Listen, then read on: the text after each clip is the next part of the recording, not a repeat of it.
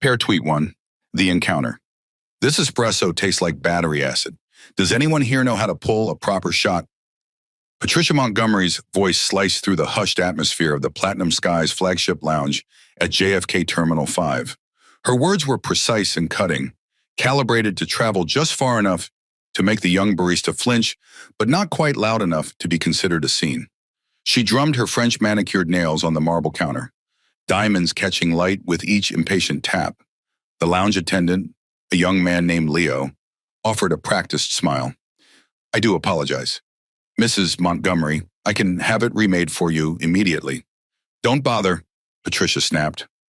Turning away, just bring me a Perrier. Cold. Not room temperature like last time. As Leo retreated, Patricia's gaze swept critically across the lounge. A memory flashed, her mother's voice echoing from childhood. Standards, Patricia. Without standards, we're no better than them. The brief vulnerability vanished as quickly as it had appeared, replaced by the steel-spine certainty that had become her emotional armor. She adjusted the collar of her cream John knit suit, the kind of understated luxury that screamed money to those who knew what to listen for, and surveyed the lounge like a general assessing conquered territory. At 56, Patricia Montgomery had perfected the art of making service staff feel simultaneously invisible and incompetent. Her steel gray bob was cut with mathematical precision, her makeup flawlessly applied to project an expression of permanent dissatisfaction. Across the lounge, seated by the floor-to-ceiling windows overlooking the tarmac, Olivia Reynolds was lost in a world of quantum entanglement. The 18-year-old MIT physics prodigy turned a page in her well-worn copy of Principles of Quantum Mechanics, making a small notation in the margin. She wore simple black leggings, pristine white Nike Air Force Ones, and an oversized MIT hoodie, comfortable travel attire that belied her formidable intellect. Her natural hair was styled in a neat puff, secured with a simple elastic. 2 small diamond studs, a graduation gift from her father, were her only jewelry. Unlike most teenagers, Olivia's phone remained tucked away in her backpack. The book commanded her full attention. The lounge hummed with the gentle sounds of privilege, ice tinkling in crystal tumblers, the soft murmur of business calls conducted in deliberately hushed tones, the occasional gentle tap of a laptop key. Outside the soundproofed windows, massive jets taxied in silence like gray whales gliding through deep ocean. Excuse me, miss, a Hispanic woman in her mid-20s approached Olivia's seat. Her Platinum Skies uniform was impeccably pressed, her name tag reading, Jennifer Lopez Premium Services. Yes? Olivia looked up, her expression open and attentive. I just wanted to confirm your connecting flight information. There's been a slight schedule adjustment for smaller aircraft departing to regional airports this afternoon. Olivia nodded. I'm connecting to Cambridge after we land at LAX. Flight PS457. Jennifer discreetly checked the tablet in her hands, her eyes widening almost imperceptibly as she saw the VIP code attached to Olivia's reservation. She quickly masked her reaction with professional composure. Perfect. You're confirmed for PS457, which now departs at 8:15 p.m. instead of 7:45. Your father has been notified of the change. Thank you, Olivia said with a genuine smile. Will there be enough time to make the connection? Absolutely. We've arranged for direct tarmac transfer upon arrival in Los Angeles. You won't need to enter the terminal. Across the lounge, Patricia Montgomery watched this interaction with narrowed eyes, her attention caught by the special treatment. What made this girl clearly a student, dressed like she was heading to a gym, rather than first class, deserved personal schedule updates? Patricia had been Diamond Elite for 15 years and had to request such information. Patricia's mind flashed briefly to her own daughter, Amanda, and the intense pressure she'd placed on her to maintain a perfect appearance. Presentation is everything, she'd insisted during their frequent arguments about Amanda's more casual preferences. The world treats you according to how you present yourself. A momentary flicker of doubt crossed her face. Had she been too harsh? Before she dismissed the thought, Patricia's phone chimed with a notification. Her daughter Amanda's Instagram post, a carefully posed casual photo at a Malibu coffee shop, had already garnered 15,000 likes in 20 minutes. The caption read, Monday meetings with my favorite brands. #blessed, #influencer, life, #paid partnership. Patricia smiled tightly. At least Amanda was making connections with the right people, even if her method was irritatingly modern. The concierge desk at the far end of the lounge had just opened.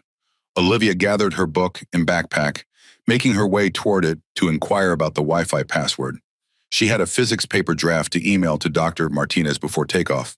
Olivia waited patiently behind a businessman finishing his interaction. As he stepped away, with a polite nod to her, she moved forward only to feel a sharp elbow brush past her as Patricia Montgomery cut directly in front of her. "I am in 1C on flight PS-101, Patricia announced, slapping her Hermes Birkin bag on the counter and completely ignoring Olivia's presence. "I need to ensure my shellfish allergy is properly noted. Last time they served crab and I could have gone into anaphylactic shock." The concierge, a middle-aged woman with a nameplate reading Rebecca, glanced apologetically at Olivia before addressing Patricia. "Ma'am, I'm sorry, but this young lady was next in line." Patricia didn't even turn to look at Olivia. "Honey, some of us have actual priority.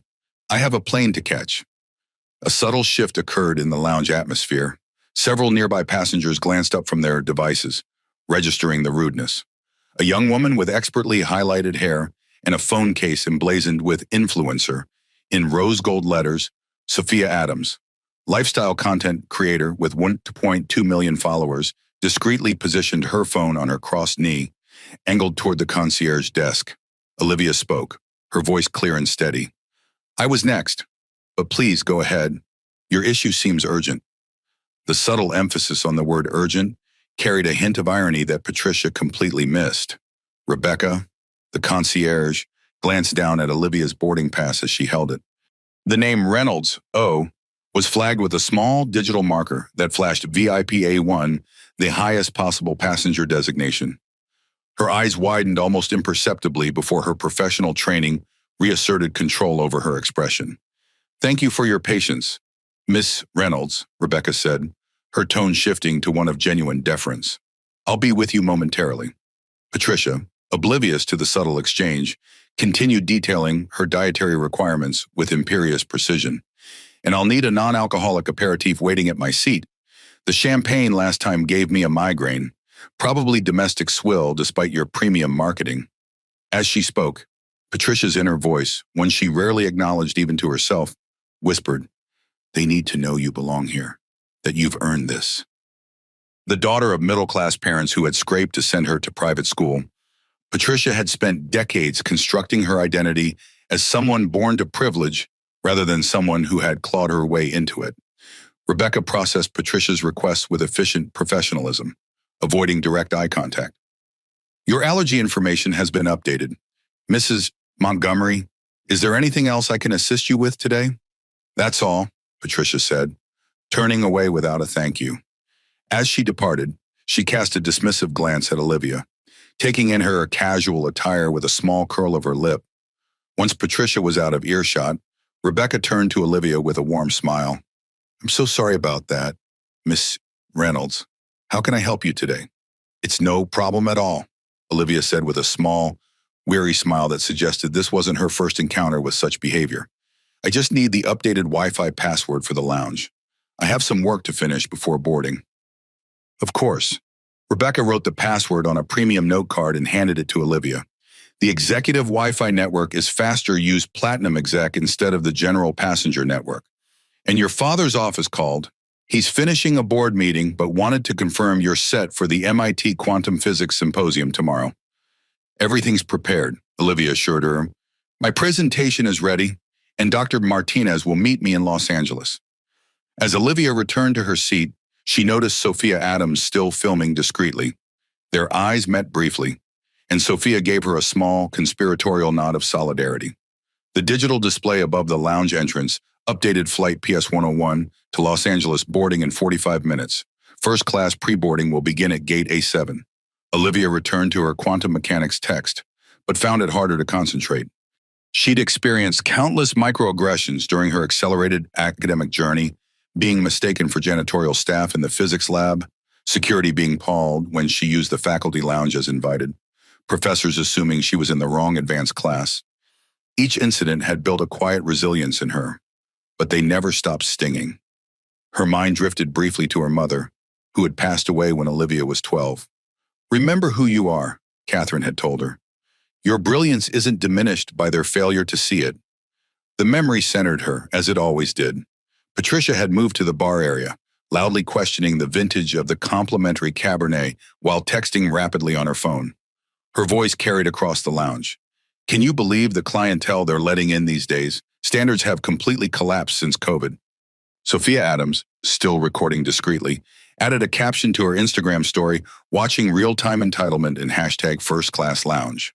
Stay tuned, boarding starts soon, and I'm predicting a sequel. Hashtag travel a ticket, hashtag accountability. The view counter ticked upward, 137, 142, 189. Sophia added text to her story. A woman just cut in line in front of a black student who was waiting patiently, then complained about standards. What year is this hashtag privilege check? Views 243, 297, 342. First class boarding will begin in 7 minutes. Diamond Elite members may now proceed to the priority lane for pre-boarding verification. The announcement at Gate A7 triggered an immediate rustle of activity. Patricia Montgomery was already positioned strategically by the priority lane entrance, her Louis Vuitton carry-on and Hermes Birkin bag arranged to establish maximum territorial advantage. The Platinum Skies Airbus A380 waited outside the floor-to-ceiling windows, its distinctive silver and blue livery gleaming under the afternoon sun. This wasn't just any first-class cabin, it was the airline's flagship Celestial Suite configuration, featuring just 8 private enclosed pods on the upper deck, each with closing doors, personal air purification systems, and full lie-flat beds with fret linens.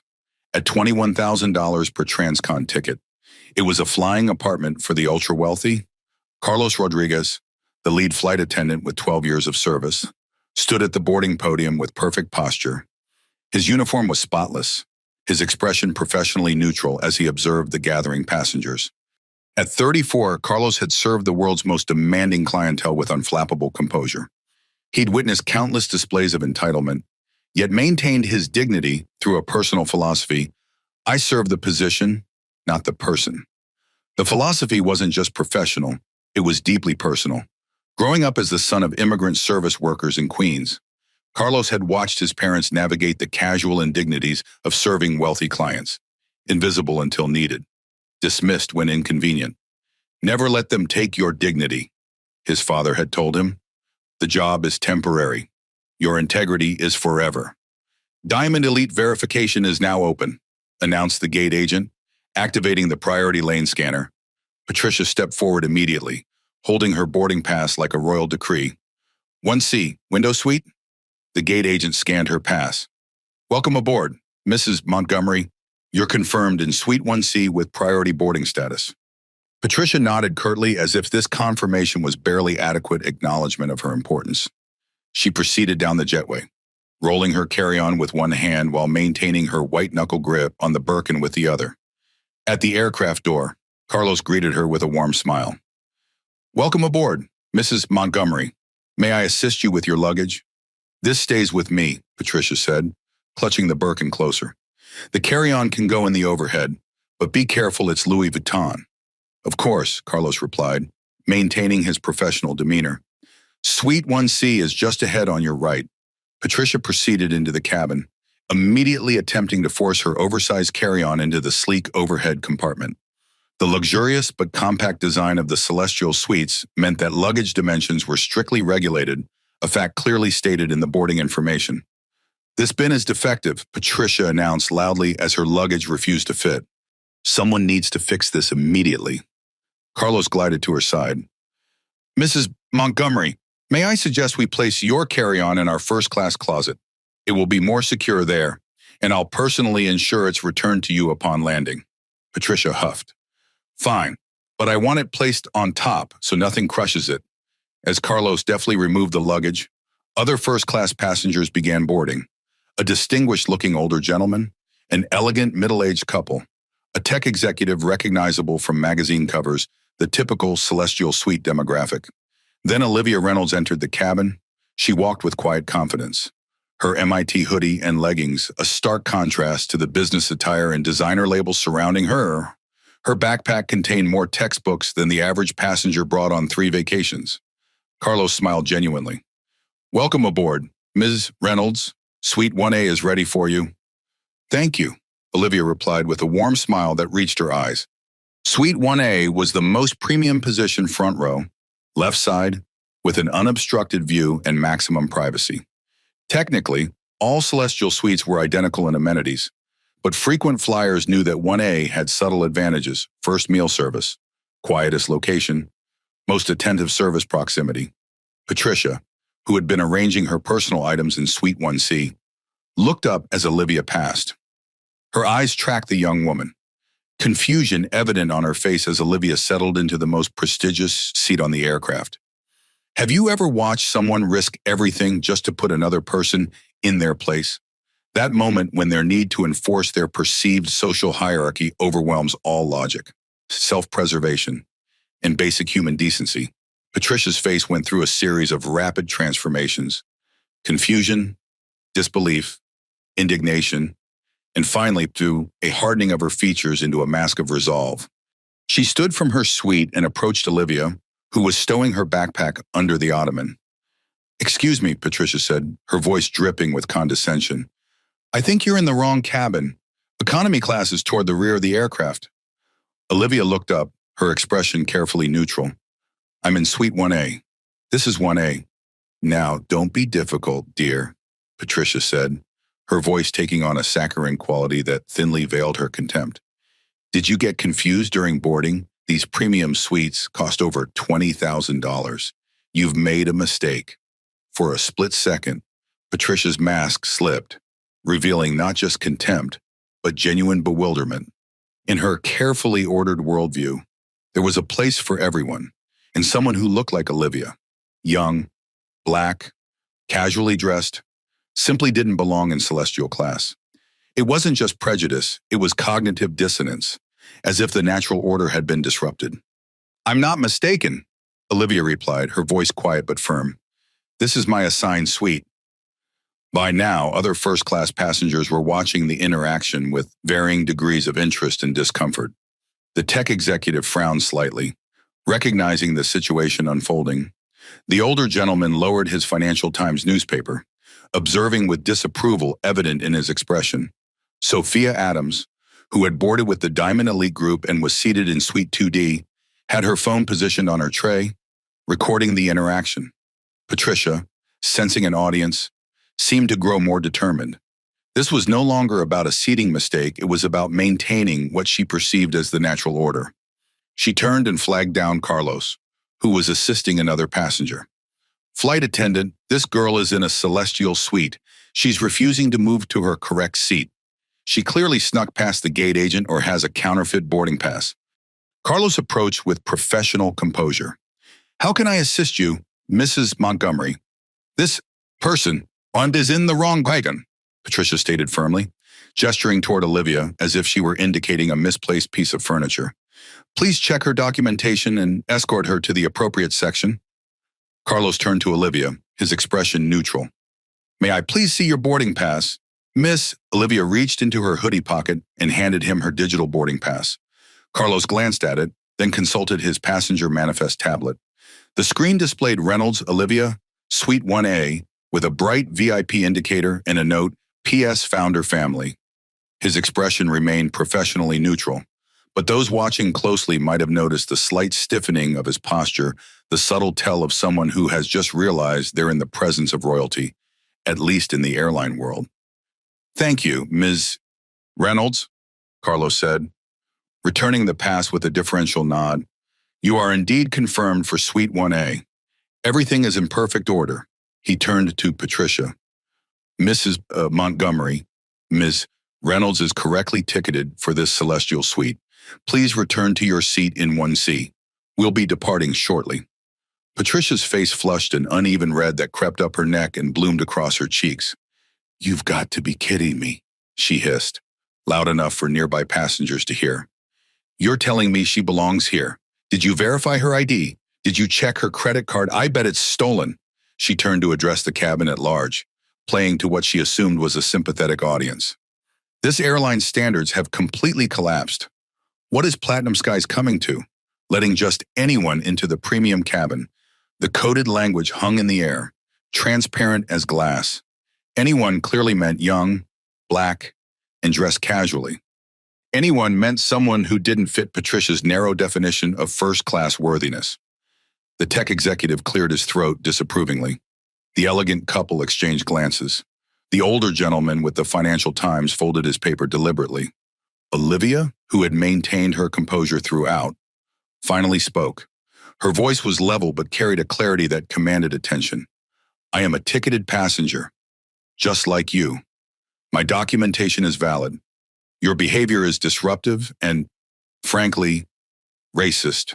Please leave me alone and return to your seat. The word racist landed like a stone dropped in still water. Patricia physically recoiled, her expression morphing into shocked outrage. How dare you? She nearly shrieked. Me, racist. I'm trying to maintain the security and exclusivity of this cabin. You're the one being aggressive. I am a Diamond Elite member. I've flown over 3 million miles with Platinum Skies. The desperate invocation of her status struck Olivia as particularly revealing.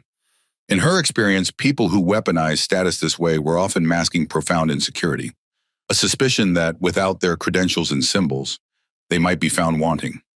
Carlos stepped between them, his voice low and firm. Mrs. Montgomery, please return to your suite immediately.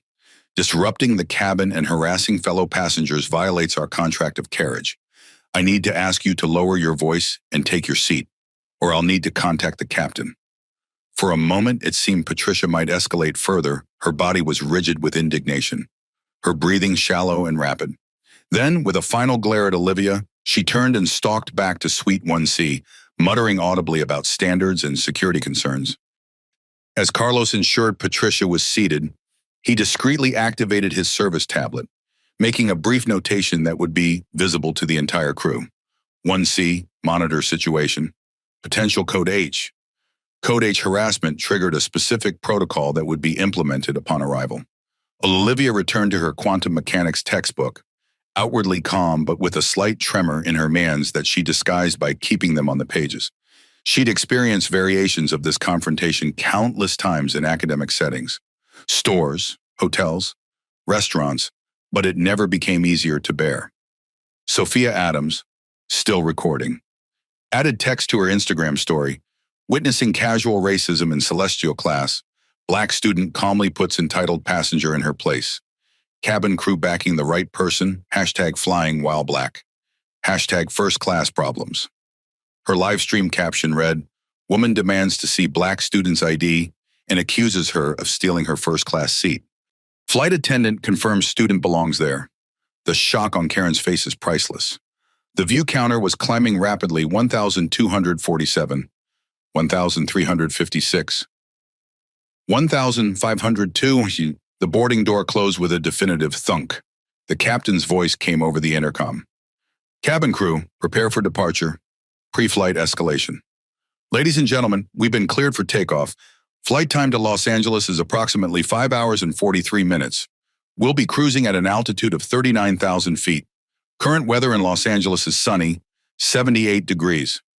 The Airbus A380 rumbled down the runway, engines building to a controlled roar before lifting the massive aircraft gracefully into the air. As the plane climbed through 10,000 feet, the seatbelt sign dinged off, and the first-class cabin service began. Carlos moved efficiently through the cabin, confirming meal selections and beverage preferences with each passenger. When he reached Olivia's suite, his demeanor was warmly professional. Ms. Reynolds, we have the vegetarian entree you pre-ordered. Would you prefer to dine now or later in the flight? Later would be perfect, Olivia replied. Just some water for now, please. Carlos nodded. Of course, if you need anything at all, please don't hesitate to use your call button. In Suite 1C, Patricia Montgomery was already demonstrating her dissatisfaction with the selection of aperitifs. Last month you had the Bill Cart Salmon Rose Champagne. This Dom Perignon is too dry for my palate. I apologize for the inconvenience, Carlos responded smoothly. We do have a lovely Veuve Clicquot La Grande Dame as an alternative, or perhaps a signature cocktail. Fine, the Veuve, but make sure it's properly chilled this time. As Carlos moved away, Patricia slumped slightly in her seat, the performance of indignation momentarily exhausting her. For a fleeting second, her carefully maintained facade cracked. revealing something closer to panic than anger. What if she truly didn't belong here? What if, despite all her trappings of wealth and status, she was still the awkward middle-class girl from Paramus who had learned to mimic the mannerisms of old money? The momentary vulnerability hardened instantly into renewed determination. No, she belonged here. She'd earned this, and she would prove it by enforcing the boundaries of this exclusive space. 23 minutes until meal service began. The cabin settled into the hushed rhythm of luxury air travel, the subtle whirring of air purification systems, the gentle clink of crystal glassware, the whispered conversations of passengers accustomed to privacy. Patricia, however, seemed determined to disturb this carefully cultivated tranquility. After receiving her champagne, she immediately pressed her call button again. When Carlos returned, she gestured toward Olivia's suite. That girl in 1A, has her ID been properly verified? She looks underage. Are you serving alcohol to a minor? All passengers' identification is verified during the security and boarding process. Carlos explained patiently.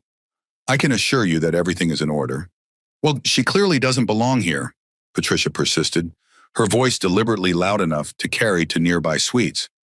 Look at how she's dressed. This isn't a college dormitory. Her words triggered a memory, her own mother's harsh critique when she'd once worn jeans to a country club function. You look like the help. Patricia, is that what you want people to think? The humiliation had burned for weeks. Now, decades later, she was inflicting the same judgment on someone else. Across the aisle, the tech executive Jason Miller, CEO of a prominent software company, sighed audibly and slipped on his noise-canceling headphones. The elegant couple exchanged uncomfortable glances. The tension in the exclusive cabin was palpable, disturbing the cocoon of luxury these passengers had paid dearly to enjoy. Sophia Adams continued documenting the situation discreetly, her content now reaching beyond her usual lifestyle audience. Her latest update read, Update Karen refusing to let it go, keeps complaining about black student to flight attendant, crew handling it professionally, hashtag flying while black, hashtag entitlement in Thesky. The view counter had surpassed 7,000, with hundreds of comments flooding in, expressing outrage at Patricia's behavior. Someone needs to stop this woman. I'm buying Platinum Sky stock just because of how the crew is handling this. Been there. Feels like you can't even exist in certain spaces without people questioning you. Olivia remained focused on her book, appearing outwardly unaffected. Only the slightest tension in her shoulders revealed her awareness of the continued hostility directed her way. She developed this skill through necessity, the ability to continue functioning intellectually while processing emotional distress. Patricia pulled out her phone and began a loud conversation, despite the cabin announcement requesting consideration for other passengers. Amanda, darling, you won't believe the situation in first class today. The standards have completely collapsed. There's a girl here who looks like she should be working in the terminal, not flying in celestial class. Heads turned throughout the cabin. The older gentleman with the Financial Times, William Harrington, a federal judge, lowered his newspaper and fixed Patricia with a pointed stare. Young lady, he said, his voice carrying the gravitas of someone accustomed to being heard in courtrooms. Perhaps you could continue your conversation at a lower volume. Some of us are trying to work or rest. Patricia flushed but lowered her voice marginally, continuing her commentary to her influencer daughter on the other end of the line. Carlos returned with the chilled Veuve Clicquot, maintaining his professional composure despite the growing discomfort in the cabin. As he served Patricia, he noticed her taking photos with her phone, deliberately angling it toward Olivia's suite. Mrs. Montgomery, he said quietly, I need to remind you that photographing other passengers without consent is against our cabin policies. I'm documenting a security concern, Patricia replied dismissively. This will be going directly to your corporate office. My husband plays golf with one of your board members. Carlos' expression remained neutral, but something shifted in his eyes, a flicker of determination replacing his practiced accommodation. Ma'am, if you have security concerns, the appropriate protocol is to discreetly alert the cabin crew. Taking photographs of another passenger could be considered harassment under federal aviation regulations. Are you threatening me? Patricia's voice rose again, drawing more attention. Not at all. Simply explaining our policies for everyone's comfort and safety. Patricia's phone buzzed with an incoming call. The screen displayed Marcus Reynolds urgent. Olivia's phone vibrated simultaneously. Her screen showed Dad. Both women declined their calls. The meal service began. China plates, sterling silver flatware, and crystal glassware were arranged with meticulous precision. The menu, created by a Michelin-starred chef, featured options that would be at home in the world's finest restaurants. As Carlos served the elegant couple in 2A and 2B, Patricia raised her voice again. The girl in 1A check if she knows how to use the proper cutlery. She looks completely out of place. The comment, deliberately pitched to Carrie, caused several passengers to look up in disapproval. The elegant woman in 2B, Maria Vasquez, a prominent surgeon, shook her head slightly. Some people simply cannot help revealing their character, she murmured to her husband, just loud enough for Patricia to hear. Olivia's phone buzzed again. This time she glanced at the message preview. Dad, you okay? Security flagged an incident. Call me. She typed a quick reply. I'm fine. Handling it. Talk when I land. Patricia had taken out her laptop and was typing furiously, her face set in lines of grim determination. On her screen, an email was taking shape, addressed to Platinum Sky's executive relations with the subject line, Urgent Security Concern, PS 101 First Class Breach. The text was a masterpiece of coded language and dog whistles. As a Diamond Elite member with over 3 million lifetime miles, I feel compelled to report a serious security concern on today's PS 101 flight. There is a young woman in Celestial Suite 1A who appears completely out of place and whose documentation I believe requires additional verification. She is dressed inappropriately for premium class and has been confrontational when questioned about her presence. The purser, Carlos, has been unhelpful and dismissive of my legitimate security concerns. This represents a serious lapse in Platinum Sky's standards and protocols. I am formally requesting a full investigation upon landing. This individual's presence makes me feel unsafe and diminishes the exclusive experience I have come to expect as a long-term premium customer. As she typed, Patricia felt a familiar rush of self-righteous indignation. This was her domain, the exclusive world of premium travel where her status reigned supreme. She'd spent decades building this identity, this armor against the mundane indignities of ordinary existence. She would not allow it to be compromised by someone who clearly didn't fit the established pattern. Yet beneath her fury lurked something more complex, a gnawing fear that her own place in this rarefied atmosphere was more tenuous than she cared to admit, that without her Diamond Elite status and designer accessories, she too might be judged as not belonging. Carlos, passing by to check on another passenger, caught a glimpse of the email. His expression remained professionally neutral, but he made another discreet notation on his service tablet. The digital clock on the cabin wall displayed the remaining flight time, Los Angeles 4 hours 12 minutes. Patricia's typing grew more aggressive, the clicking of her keyboard cutting through the cabin's hushed atmosphere. Her complaint email expanded to include personal attacks on Olivia's appearance, accusations about the legitimacy of her documentation, and demands for compensation for the diminished experience. Olivia continued reading her quantum mechanics text, highlighting passages and making annotations in the margins. Outwardly, she was the picture of scholarly focus. Inwardly, she was employing the mindfulness techniques Dr. Martinez had taught her for dealing with racial stress, acknowledging the feelings without letting them consume her focus. The social media momentum continued building. Sophia's latest update had been shared by several travel influencers, amplifying its reach exponentially. The hashtag Celestial Karen was beginning to trend in aviation circles. Karen in first class won't stop harassing Black student. What does she gain from this hashtag Celestial Karen views? 15.2K, 16.8K, 19K. Patricia finished her email with a flourish and clicked send, a satisfied expression settling on her face as she watched the message disappear into the plane's Wi-Fi system. She turned in her seat, casting a smug glance toward Olivia, certain that consequences were now in motion. What she couldn't see was what happened to her email the moment it entered the Platinum Sky's communication system. Keywords and phrases triggered an automated alert protocol. The complaint was simultaneously routed to Executive Customer Relations, Legal Department Security Operations, the Chief Operating Officer, a special monitoring address, Reynolds Platinum Skis, Secure BSN.com. In a corner office on the 42nd floor of Platinum Sky's global headquarters, a secure phone began to ring. Paratweet to the complaint, in-flight tensions. Ladies and gentlemen, we've reached our cruising altitude of 39,000 feet. The captain has turned off the fasten seatbelt sign. You are now free to move about the cabin. Our estimated arrival time in Los Angeles is 5:47 p.m. Pacific Standard Time. The Celestial Class cabin had settled into an uneasy rhythm. Most passengers had created their own bubbles of luxury noise-canceling headphones, privacy screens raised, eye masks in place. The elegant couple in 2A and 2B were enjoying a wine-tasting experience, quietly discussing the notes of an exclusive Oregon Pinot Noir.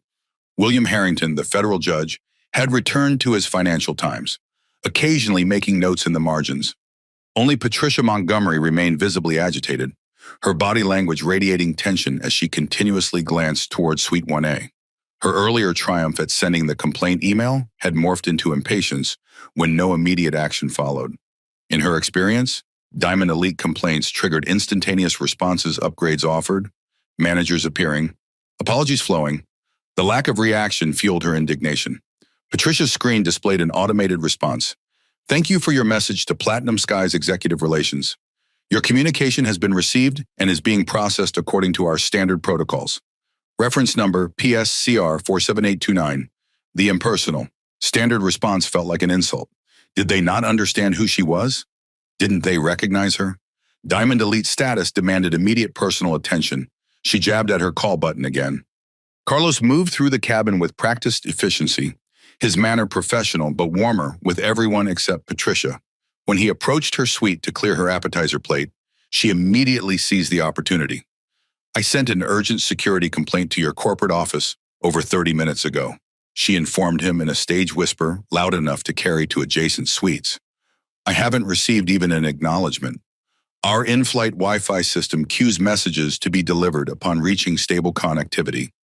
Mrs. Montgomery, Carlos explained. I'm sure your message will be processed appropriately.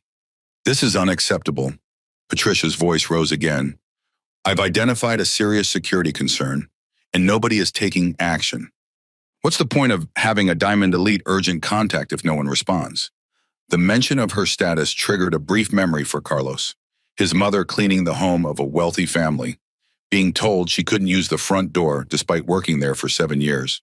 The familiar anger flashed and subsided, replaced by professional resolve. If you have an immediate safety concern, I'd be happy to alert the captain. Is there a specific safety issue I should be aware of? His tone was deliberately measured, inviting her to articulate an actual threat rather than coded prejudice. Patricia's eyes darted toward Olivia, who was still absorbed in her quantum physics text. That girl doesn't belong here, she hissed. Look at her, she's clearly not a regular Celestial passenger. Ms. Reynolds is a confirmed Celestial class passenger with valid documentation, Carlos replied, his voice deliberately even. Unless you have a specific safety concern, I assure you all security protocols have been followed. The mention of Olivia's surname caused Patricia to pause momentarily. Reynolds. Something flickered across her face, a brief hesitation, quickly replaced by renewed conviction. I don't care what her name is. She doesn't meet the standard profile for this cabin. From Suite 2D, Sophia Adams continued her discreet documentation. Her latest Instagram story update read, Karen still won't stop, now demanding action because Black student doesn't fit the profile for first class. Airline staff remaining professional, but clearly over it. Hashtag flying while Black. Hashtag Celestial class Karens. The view count had surpassed 25,000, with comments flooding in from travel influencers, civil rights activists, and outraged viewers. Is this 2025 or 1955? I've experienced this exact situation. Exhausting. Platinum Skies, please tell me you're handling this appropriately. As meal service continued, Patricia's behavior became increasingly disruptive. She complained about the temperature of her main course, sent back her wine for being corked, it wasn't, and repeatedly pressed her call button for trivial requests, all while casting pointed glances toward Olivia's suite. During one service interaction, she deliberately raised her voice while addressing Carlos. The standards of this airline have collapsed completely. In the past, Celestial class had certain expectations about the clientele. Maria Vasquez, the surgeon from 2B, removed her headphones and addressed Patricia directly. Excuse me, but some of us are trying to work or rest. Your constant commentary is more disruptive than any other passenger's presence. Patricia turned, affronted. I'm a Diamond Elite member expressing legitimate concerns about... We're all premium passengers here, Maria interrupted coolly. Your status doesn't entitle you to disturb everyone else's flight. The collective murmur of agreement from surrounding suites struck Patricia like a physical blow. These were her people, the elite travelers, the first-class regulars, and they were siding against her. The realization shook her more deeply than she cared to admit. Well, I never bow. Precisely the problem, Maria concluded, replacing her headphones and returning to her medical journal. A ripple of suppressed amusement passed through the cabin. Even Carlos had to mask a smile as he moved to the galley. The meal service concluded, and the cabin lights dimmed for those wishing to rest. The soft blue ambient lighting created a peaceful atmosphere that only highlighted Patricia's continuing agitation. She'd moved from her laptop to her phone, typing furiously with her acrylic nails, clicking against the screen. In the galley, Carlos conferred quietly with his colleague, Sophia. Suite 1C is escalating. I've logged 3 separate incidents of targeted harassment. Is she aware who 1A is? Sophia whispered. Carlos shook his head. I don't think so. Just flagged her for the ground team. Code H, potentially escalating to Code D. Copy that. Sophia nodded, understanding the serious implications. Code D, discrimination, triggered mandatory reporting to federal authorities. Meanwhile, Patricia had opened her social media accounts, scrolling through her carefully curated feed of luxury travel, high-end restaurant check-ins, and exclusive event appearances. Her daughter Amanda's latest branded content post showed her promoting a luxury skincare line from a cabana at the Beverly Hills Hotel. The caption read, "Skincare routine while negotiating my next 6-figure partnership. Hashtag entrepreneur life. Hashtag influencer marketing. Hashtag blessed." Patricia's fingers flew across the screen as she composed a private message. Amanda, darling, you won't believe what I'm dealing with in celestial class today. Some college student who clearly doesn't belong managed to get into 1A wearing a hoodie of all things. I've filed a formal complaint with corporate, hoping to speak with Marcus directly when we land. You know he values our business. This might be good leverage for upgrading your partnership package. Anyway, see you in LA kisses.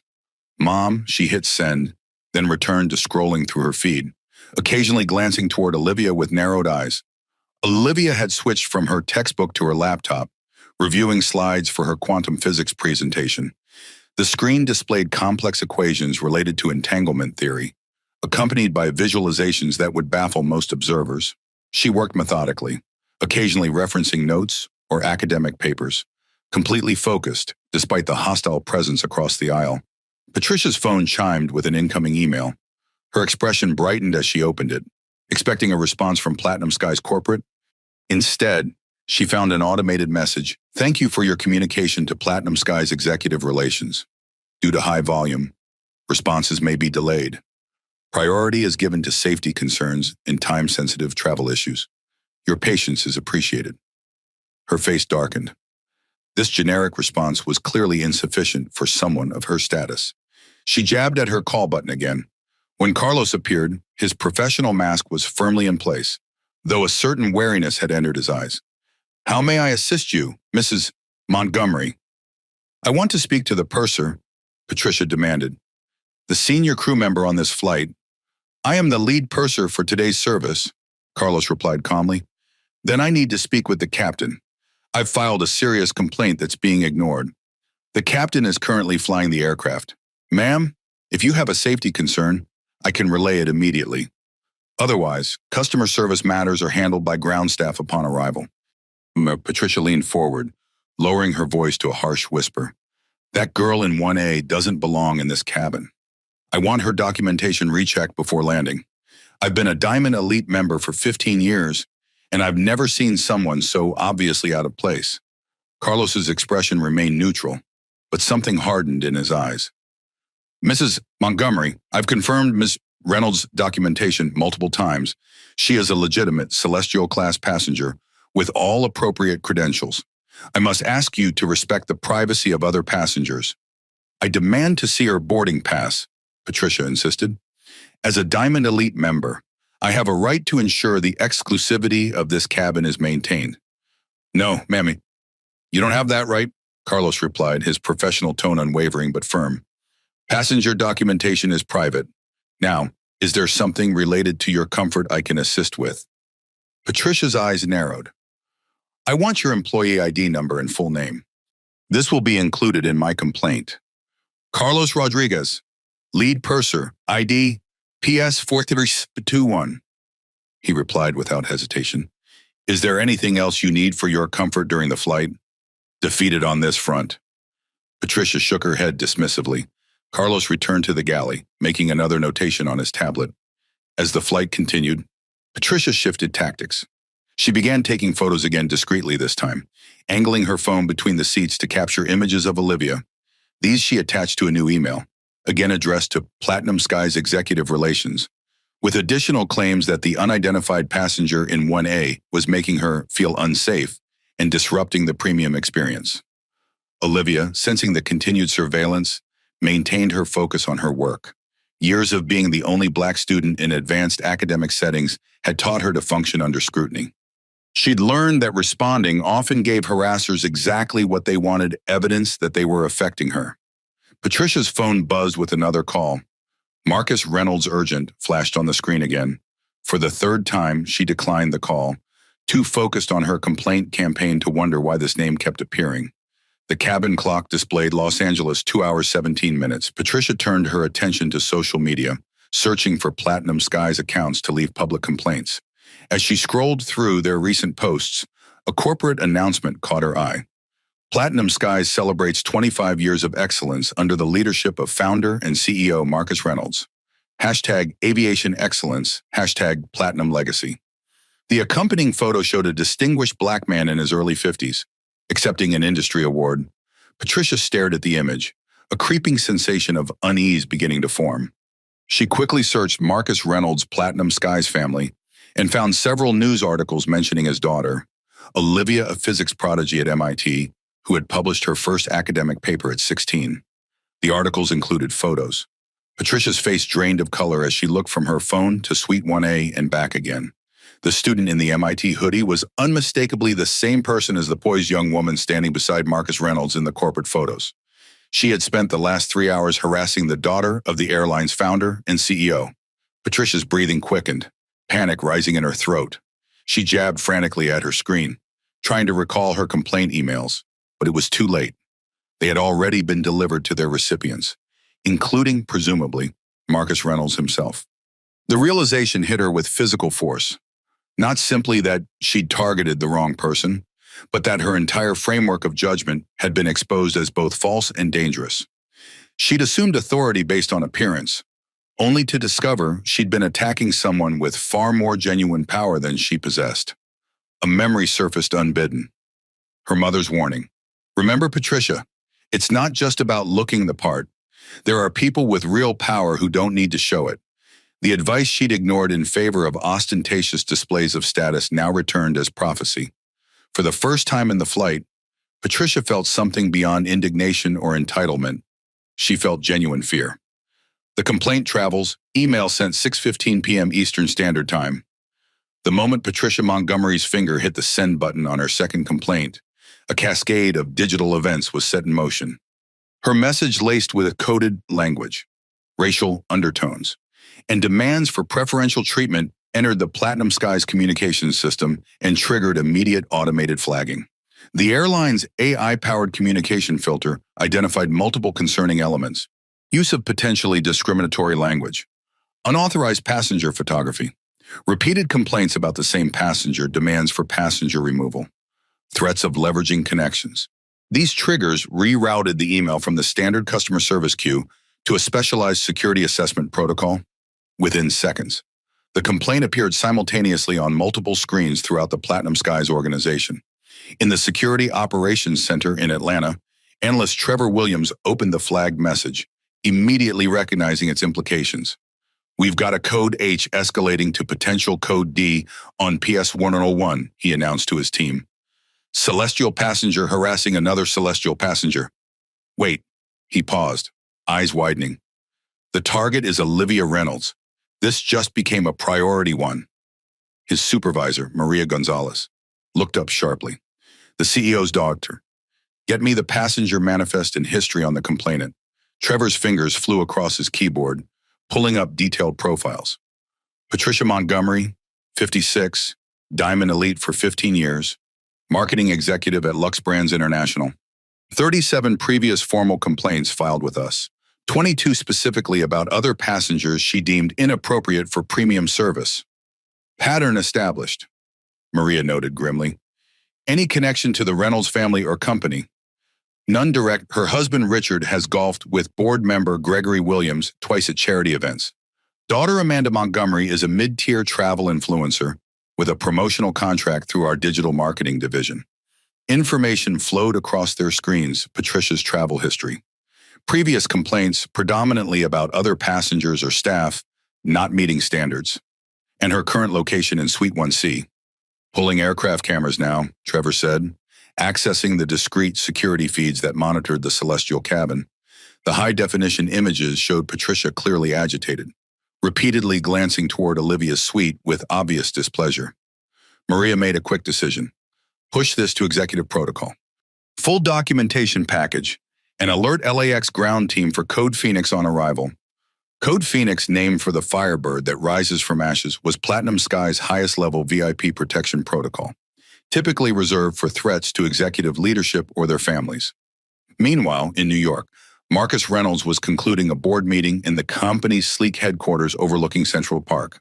At 52, Marcus projected authority without effort, his charcoal Tom Ford suit impeccably tailored to his athletic frame, his close-cropped, salt-and-pepper hair perfectly groomed, his presence commanding attention without raising his voice. Marcus's journey to this position had been anything but typical in the airline industry. The son of a commercial pilot and a high school math teacher, he'd leveraged a Stanford engineering degree into an aviation technology startup that revolutionized fuel efficiency algorithms. When a regional carrier facing bankruptcy approached him about implementing his technology, he saw an opportunity not just for business, but for transformation. 15 years of strategic expansion and innovation had turned a struggling regional airline into Platinum Skies, now recognized as the industry leader in both luxury service and technological advancement. As the meeting adjourned, his executive assistant, Jessica Baker, approached with obvious concern. Sir, we have a situation on PS 101. Security has flagged multiple incidents involving Olivia. Marcus's expression remained composed, but his eyes sharpened instantly. Details. A Diamond Elite passenger in 1C has filed complaints about Olivia's presence in Celestial class. The language suggests racial profiling. Carlos has logged multiple interventions. Show me, Marcus said, his voice controlled, but with an undercurrent of steel. Jessica handed him a tablet displaying Patricia's complaint emails, complete with the unauthorized photos of his daughter. As he read, the only visible reaction was a slight tightening around his eyes and a nearly imperceptible straightening of his posture. Has Olivia called in? He asked. She messaged that she's handling it and will speak with you after landing. Marcus nodded once, pride momentarily tempering his concern. Olivia had always faced these situations with remarkable grace, a necessity for a black female prodigy navigating predominantly white institutions since childhood. I've tried calling the passenger directly standard protocol for Diamond Elite complaints, but she's declined 3 attempts. Jessica continued. Who is she? Marcus asked, scrolling through the profile information. Patricia Montgomery, 56, Diamond Elite for 15 years, marketing executive at Lux Brands International. History of similar complaints about passengers she deems inappropriate for premium service. Her daughter is Amanda Montgomery, a mid-tier travel influencer with several Platinum Skies promotional contracts.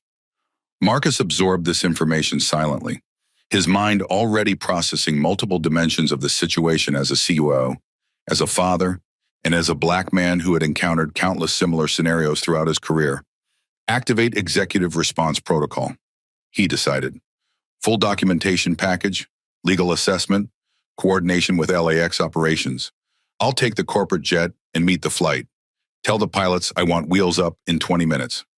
Already prepping the Gulfstream, sir, Jessica confirmed. Should we alert Olivia? Marcus considered this briefly.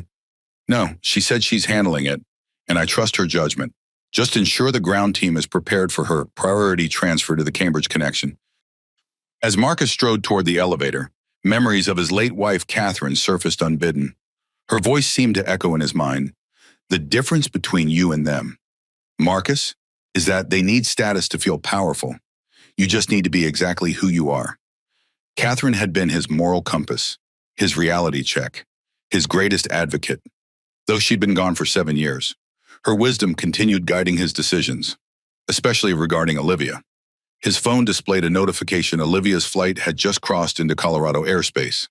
In the air, Patricia Montgomery's complaint continued its digital journey. The executive response protocol had triggered a comprehensive documentation effort. Every interaction between Patricia and Olivia was being compiled, time-stamped, and assessed by both AI and human analysts.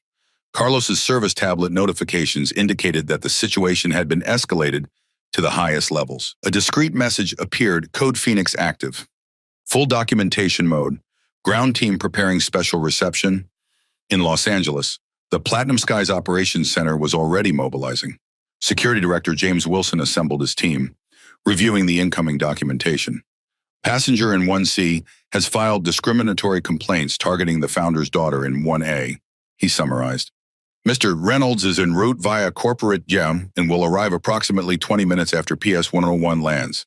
Special handling protocol is active. Standard Diamond Elite diversion, asked his deputy. No, Dean, Wilson replied. Mr. Reynolds has requested executive accountability protocol.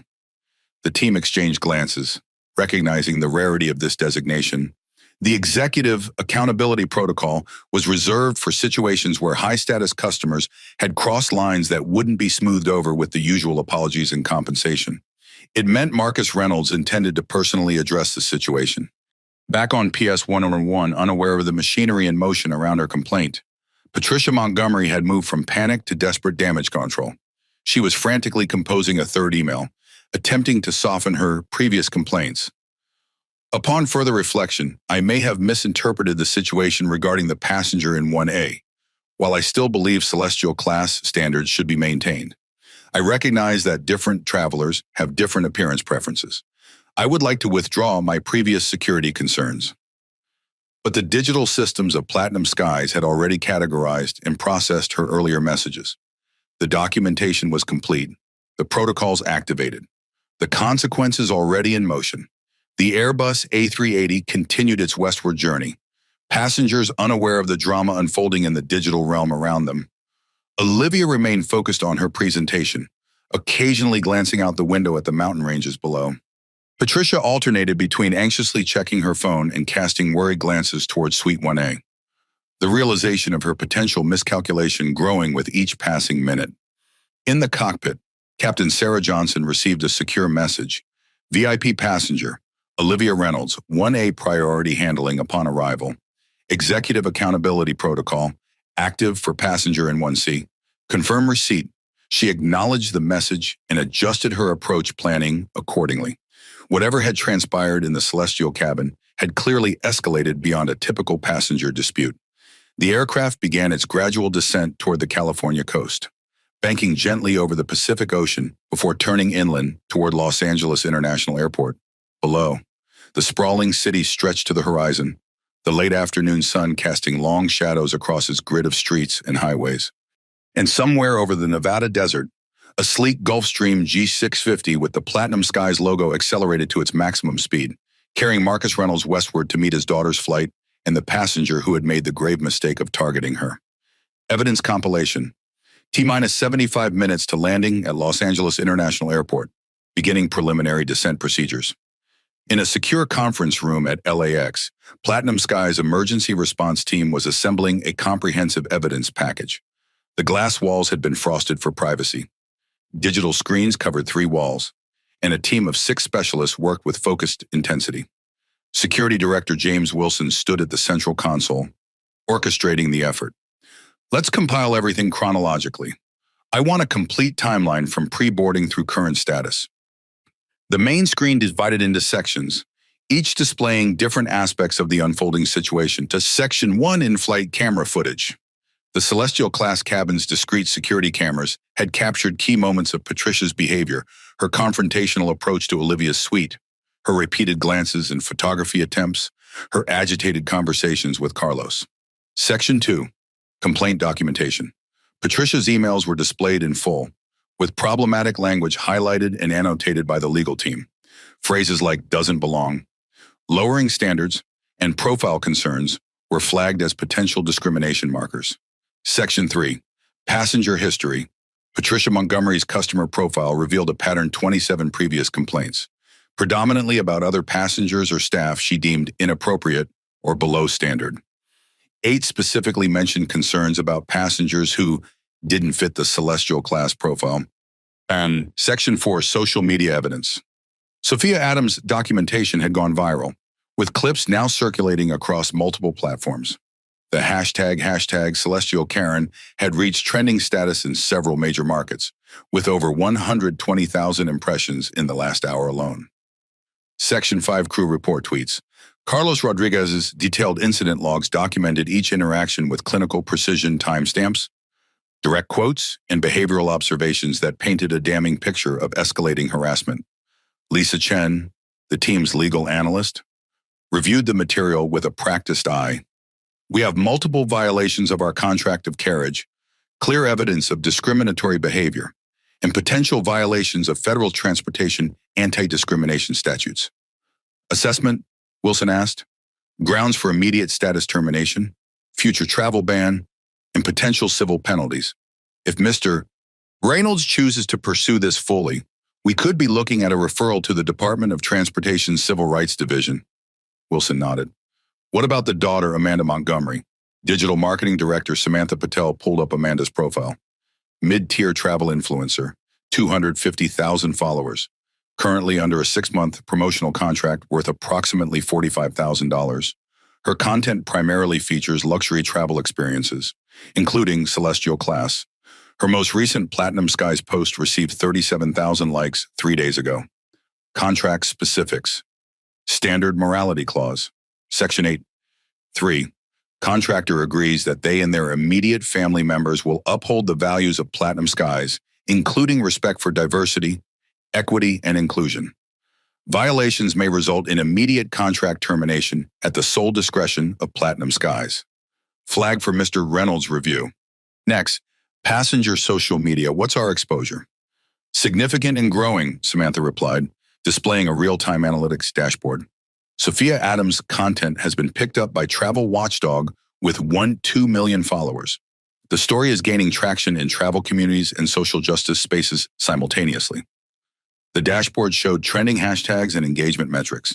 Hashtag Celestial Karen, 187,423 impressions, and climbing hashtag Flying While Black, 94,562 impressions. Hashtag Platinum Skies.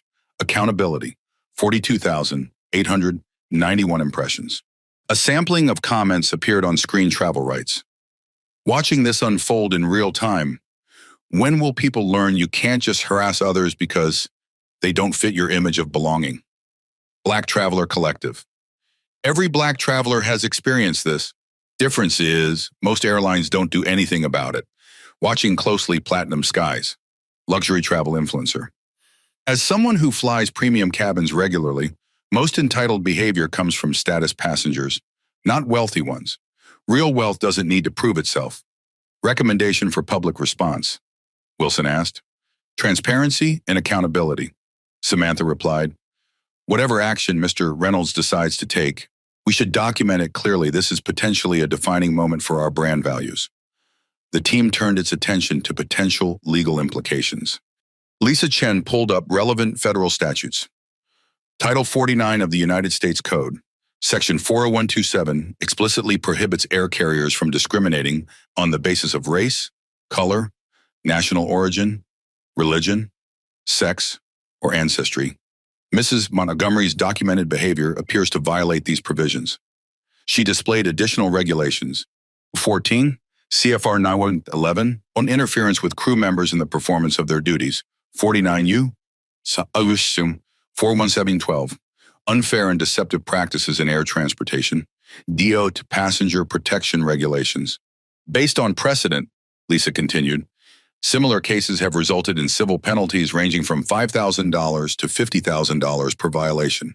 The Department of Transportation takes a particularly dim view of discrimination that creates a hostile environment for other passengers. As the team continued compiling evidence, a secure message arrived from the corporate jet. ETA 4:15 p.m. will arrive approximately 20 minutes after PS 101 lands. Prepare Concourse E, Executive Suite. Reynolds, M. Wilson acknowledged the message. Update the timeline. Mr. Reynolds will want to review everything immediately upon arrival. On the main screen, the evidence continued accumulating. 6:42 p.m. EST. Patricia Montgomery boards PS 101 assigned to Suite 1C. 6:47 p.m. EST. Olivia Reynolds boards assigned to Suite 1A. 6:53 p.m. EST. First confrontation at Olivia's Suite 7:05 p.m. EST. Carlos Rodriguez intervenes, verifies Olivia's documentation. 7:22 p.m. EST.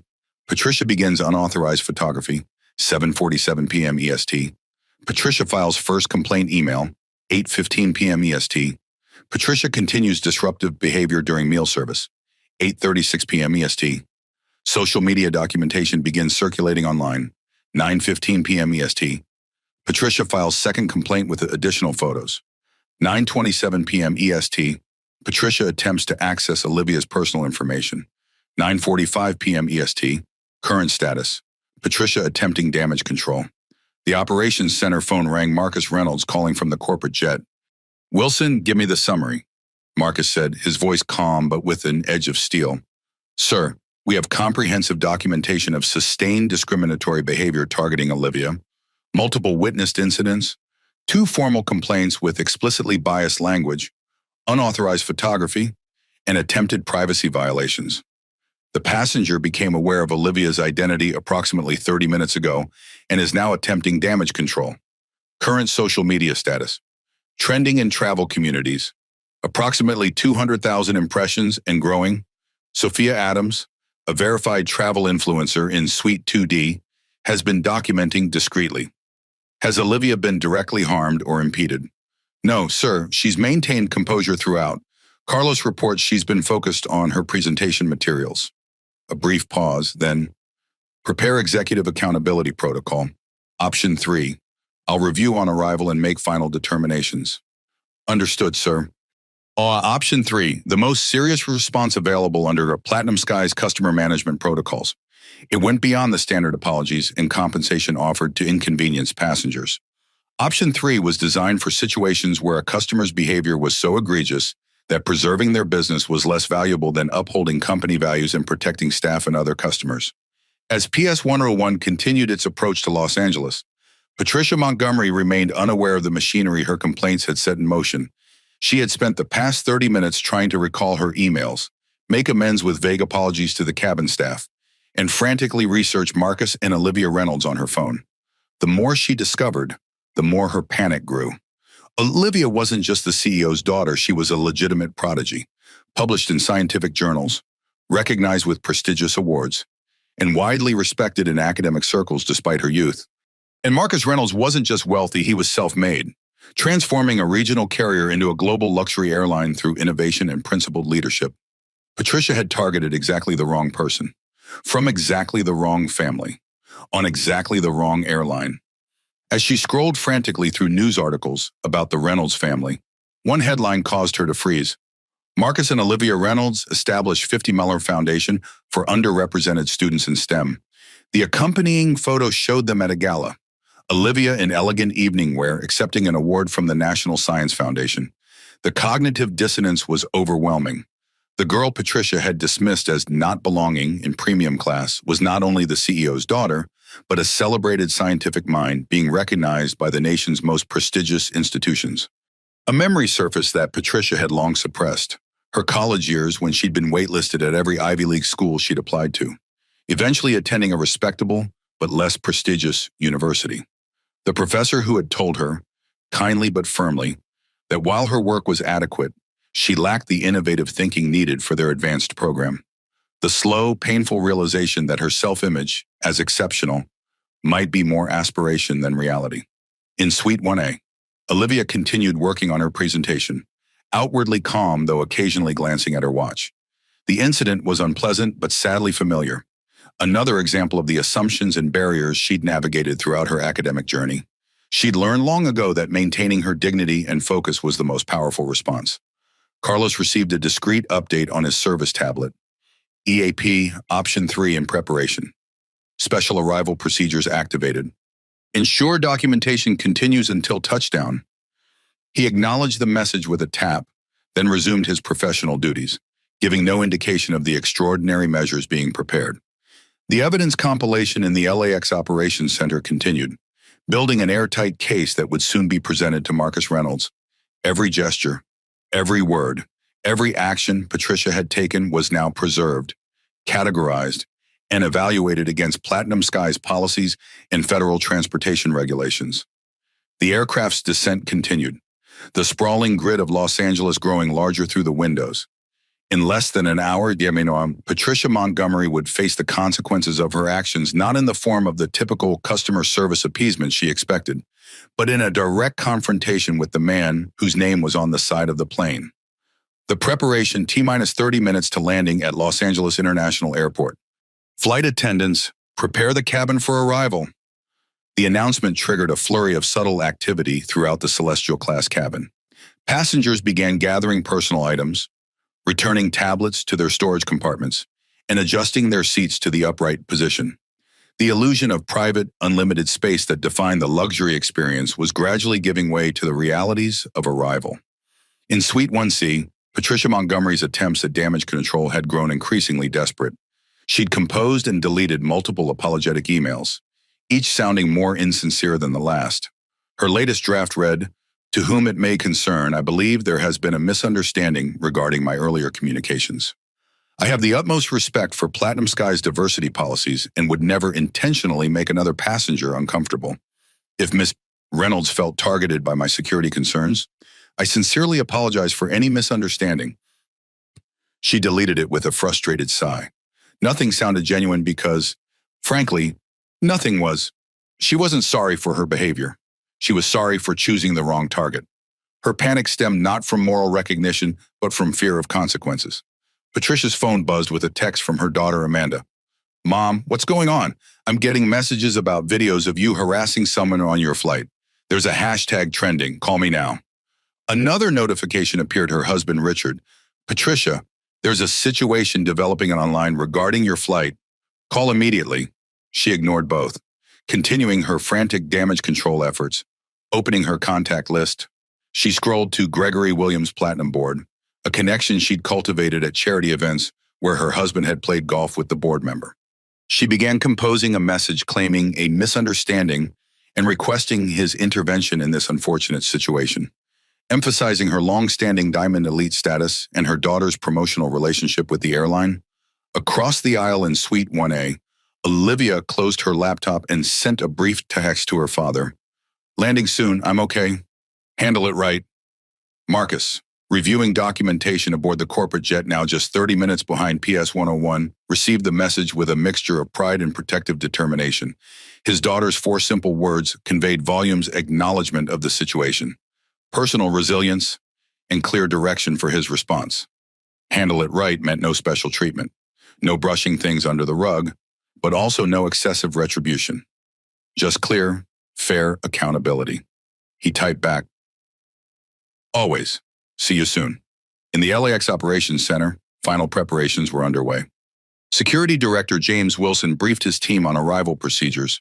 PS 101 will dock at Gate C12. Standard deplaning for all passengers except 1A and 1C. Ms. Reynolds will be escorted directly to her connecting flight via private transfer. Mrs. Montgomery will be escorted to Conference Room C for Executive Accountability Protocol. Security presence, his deputy asked. 2 plainclothes officers, non-threatening but visible. We want to convey seriousness without creating a scene. The legal team finished their assessment, summarizing violations in a detailed brief. Contract of carriage violations. Section 3.4, harassment of fellow passengers. Section 5.7, unauthorized photography. Section 8.2, disruptive behavior. Section 11.6, discrimination based on protected characteristics. Federal regulation violations. 14 CFR 91.11 interference with crew members. 49 USC 401-27 discriminatory practices in air transportation. Company policy violations. Platinum Skies passenger code of conduct. Diamond Elite membership terms. Celestial class etiquette guidelines. Potential consequences under executive accountability protocol. Option 3, Wilson asked. Lisa Chen, the legal analyst, reviewed her notes. Full termination of Diamond Elite status. Forfeiture of accumulated miles. Permanent travel restriction on all Platinum Skies routes and partner airlines. Termination of any associated marketing contracts. And potential referral to DOT Civil Rights Division. Wilson nodded. Prepare all documentation for Mr. Reynolds' review. He'll make final determinations. Meanwhile, on social media, the situation was exploding. Sophia Adams's documentation had been amplified by several major travel influencers and civil rights accounts. Video clips showing Patricia's behavior had been viewed over 500,000 times, with comment sections filled with outrage and calls for Platinum Skies to take action. TikTok users were already creating reaction videos and analyses. Flight attendant's perfect response to first-class Karen harassing black passenger. 782K views. POV, you paid $21K for first class only to sit next to a racist. 456K views. First class Karen doesn't realize who she's messing with. 1.2M views. The trending hashtags now included hashtag Celestial Karen, hashtag Flying While Black, hashtag Platinum Skies Accountability, hashtag First Class Racism. Corporate Communications Director Andrew Torres prepared a draft statement. Platinum Skies is aware of an incident involving discriminatory behavior on today's PS 101 flight. We take all allegations of discrimination extremely seriously and have a zero-tolerance policy for harassment of any kind. We are investigating the situation and will take appropriate action in accordance with our policies and commitment to providing a safe, respectful environment for all passengers. He set it aside, awaiting Marcus Reynolds' review before publishing. Unlike many corporations that rush to issue bland statements, Platinum Skies under Marcus's leadership preferred to act first and communicate after letting decisive action speak louder than carefully crafted words. On PS 101, Captain Sarah Johnson's voice came over the intercom. Flight attendants, prepare for landing. We're beginning our final approach into Los Angeles International Airport. Carlos moved efficiently through the cabin, ensuring all passengers were properly prepared for landing. When he reached Patricia's suite, he maintained his professional demeanor despite her obvious distress. Mrs. Montgomery, please ensure your seat is in the upright position and all personal items are secured. Yes, of course, Patricia stammered, attempting a conciliatory smile that came across as a grimace. Listen, I want to apologize for any misunderstanding earlier. I had no idea that Miss Reynolds was... Well, you know. Carlos's expression remained neutral. All passengers deserve respect regardless of who they are, ma'am. Please secure your items for landing. The subtext was clear. Patricia's behavior would have been unacceptable, regardless of Olivia's identity. Her attempt to apologize only because Olivia was someone important merely underscored the discriminatory nature of her original actions. As Carlos moved on, Patricia frantically typed a message to her husband. Richard, I may have made a terrible mistake. The girl I complained about on this flight is Marcus Reynolds' daughter, the CEO. I need your help. Call your contact on their board immediately. This could be very bad. In Suite 1A, Olivia had returned to her book, appearing outwardly calm though mentally preparing for whatever awaited on landing. Years of navigating predominantly white institutions had given her a sixth sense for how these situations unfolded. She knew her father well enough to predict he would handle this professionally, but decisively no public scene. No excessive punishment, but no brushing it under the rug either. The massive Airbus A380 descended through scattered clouds, the sprawling expanse of Los Angeles coming into clearer view. The late afternoon sun cast a golden glow across the city, glinting off skyscrapers in the distant Pacific Ocean. In the operations center, screens displayed the aircraft's approach in real time. Countdown timers showing PS 101 arrival. 17 minutes. Reynolds corporate jet. 38 minutes. Everything was prepared. Evidence compiled. Protocols activated. Security positioned. Legal assessment completed. The machinery of accountability was in place, waiting only for the aircraft's wheels to touch California soil. As the landing gear deployed with a mechanical thunk, Patricia Montgomery stared out her window at the approaching ground, unaware that her privileged journey through life, where complaints led to apologies, where status trumped behavior, where consequences were for other people, was about to reach its terminus. The runway approached. The engines roared in reverse thrust. The massive aircraft touched down with a gentle bump, right on schedule. Parrotweed 3, the landing. Ladies and gentlemen, welcome to Los Angeles International Airport. Local time is 4:42 p.m. and the temperature is 78 degrees. Please remain seated with your seatbelt fastened until the aircraft has come to a complete stop at the gate and the captain has turned off the fasten seatbelt sign. The Airbus A380 taxied smoothly toward Gate C, its enormous wingspan dwarfing smaller aircraft as it navigated the bustling tarmac. Inside the Celestial class cabin, passengers began the subtle choreography of arrival checking phones, gathering belongings, mentally transitioning from the cocoon of luxury travel to the realities of their destinations. Patricia Montgomery's hands trembled slightly as she applied a fresh coat of Chanel lipstick, attempting to armor herself with the familiar rituals of her privilege. Her reflection in the small vanity mirror showed a woman desperately trying to regain composure, to reassemble the mask of entitled confidence that had served her for decades. In Suite 1A, Olivia Reynolds closed her quantum physics textbook and slipped it into her backpack with methodical precision. Her movements were calm and deliberate, a stark contrast to Patricia's nervous fidgeting across the aisle. Olivia had faced situations like this before, perhaps not with such high stakes, but the dynamic was familiar: discrimination, discovery, consequences, and inevitably insincere apologies. The aircraft docked at the gate with a gentle bump. The seatbelt sign dinged off, and passengers began to rise. Carlos's voice came over the cabin intercom. Ladies and gentlemen, welcome to Los Angeles. As we prepare to deplane, we have a special announcement for our Celestial class passengers. Due to a special arrival procedure, we ask that you kindly remain seated momentarily. Our ground team will board to assist with priority deplaning. Thank you for your patience. This unusual request caused a ripple of curious murmurs throughout the cabin. Most premium passengers were accustomed to being first off the aircraft, not waiting for additional procedures. Patricia's anxiety spiked. She'd been on hundreds of flights and had never heard this announcement before. Her eyes darted toward Olivia, who appeared completely unperturbed, texting calmly on her phone. The aircraft door opened, and instead of the usual ground crew, two individuals in Platinum Sky's executive uniforms boarded a tall man with a tablet and a woman with a professional yet authoritative bearing. Both wore discreet security earpieces.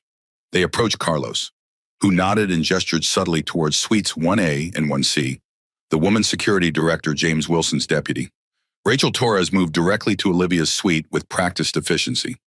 Ms. Reynolds, I'm Rachel from Platinum Sky's Executive Services. We're here to escort you to your connecting flight. Olivia smiled politely, gathering her backpack. Thank you. Is my father here? He's arriving shortly.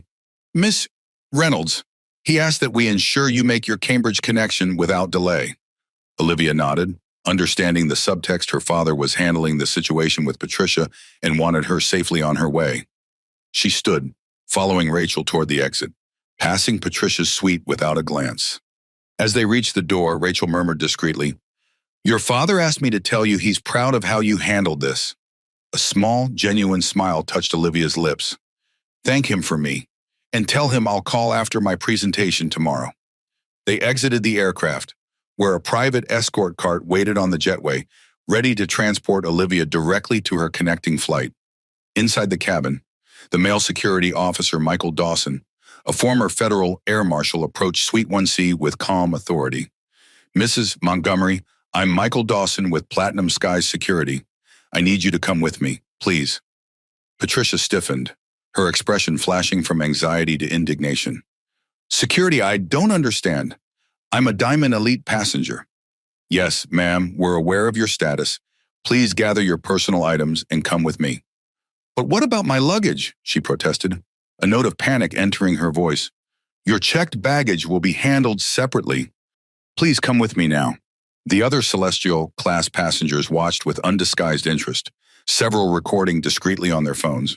Sophia Adams, who had documented the earlier incidents, continued filming openly. her expression suggesting she was witnessing deserved accountability rather than an injustice. William Harrington, the federal judge, observed with professional detachment, though a slight nod of approval suggested his assessment of the situation. "This is outrageous," Patricia declared, her voice rising. "I've been a loyal customer for 15 years. I want to speak to customer service immediately. I have complaints about the service on this flight." The familiar indignation felt hollow even to her own ears, a reflexive response that no longer carried conviction. The ground beneath her carefully constructed identity was shifting, leaving her grasping for familiar behaviors that suddenly seemed inappropriate, even childish. Michael remained unruffled. "Mrs. Montgomery, you have two options. You can come with me voluntarily to discuss the situation in private, or we can request airport police assistance. We would strongly prefer the first option." The mention of police cut through Patricia's indignation. The public spectacle of being forcibly removed would destroy what remained of her dignity. She stood, gathering her Birkin bag and phone with as much composure as she could muster. "This is completely unnecessary," she muttered, following Michael toward the exit. "I'm sure this is all a misunderstanding that could be resolved with a simple conversation." As they moved toward the door, Carlos nodded professionally. "Thank you for flying Platinum Skies, Mrs. Montgomery." The subtle emphasis on "thank you," implying it might be her last flight with the airline, was not lost on Patricia, whose face flushed with a mixture of embarrassment and anger. On the jetway, two paths diverged. Olivia had already departed on the executive cart toward her connecting flight, while a different corridor led toward the terminal's administrative section. Michael guided Patricia firmly in this direction, away from the main passenger flow. "Where are you taking me?" Patricia demanded, her voice betraying increasing anxiety. "To conference room C, where your concerns will be addressed," Michael replied evenly. They proceeded through a door marked "Authorized Personnel Only." Entering a section of the airport, most passengers never saw the administrative backbone that kept the massive transportation hub functioning. The corridor was utilitarian, lacking the luxury finishes of the premium passenger areas Patricia typically frequented. After several turns, they reached a door marked "Conference Room C." Michael opened it, gesturing for Patricia to enter. The room was meticulously prepared, a sleek conference table, water bottles arranged precisely, a large screen on one wall currently displaying the Platinum Skies logo. Two additional security personnel stood discreetly in the corners, their presence professional rather than threatening. "Please have a seat, Mrs. Montgomery." Michael indicated a chair on one side of the table. "Someone will be with you shortly to discuss the situation." "I demand to know what's happening," Patricia insisted, though she took the indicated seat. "I'm a Diamond Elite member, and I expect to be treated accordingly."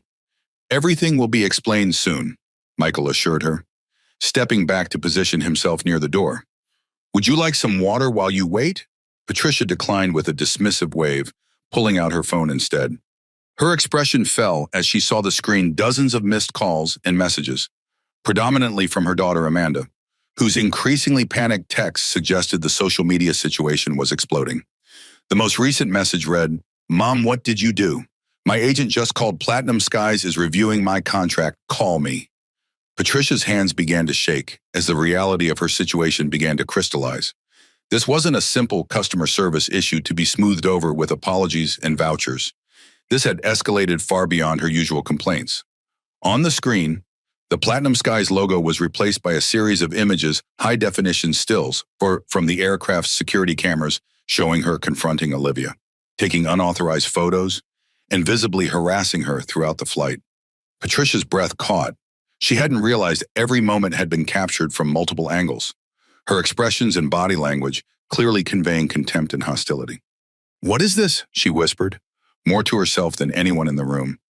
Michael replied simply, "Documentation, Mrs. Montgomery." Outside, beyond Patricia's awareness, Marcus Reynolds' corporate jet had just touched down, 20 minutes behind schedule. The CEO of Platinum Skies was on his way to the terminal, prepared to address the woman who had harassed his daughter not as an angry father, but as the leader of a company with clear values and expectations. Patricia Montgomery was about to face something she had rarely encountered in her privileged life: genuine, proportionate, and inescapable accountability. The escort. The private terminal at LAX gleamed with understated luxury polished concrete floors, soaring glass walls, and sleek furnishings that whispered wealth rather than shouting it.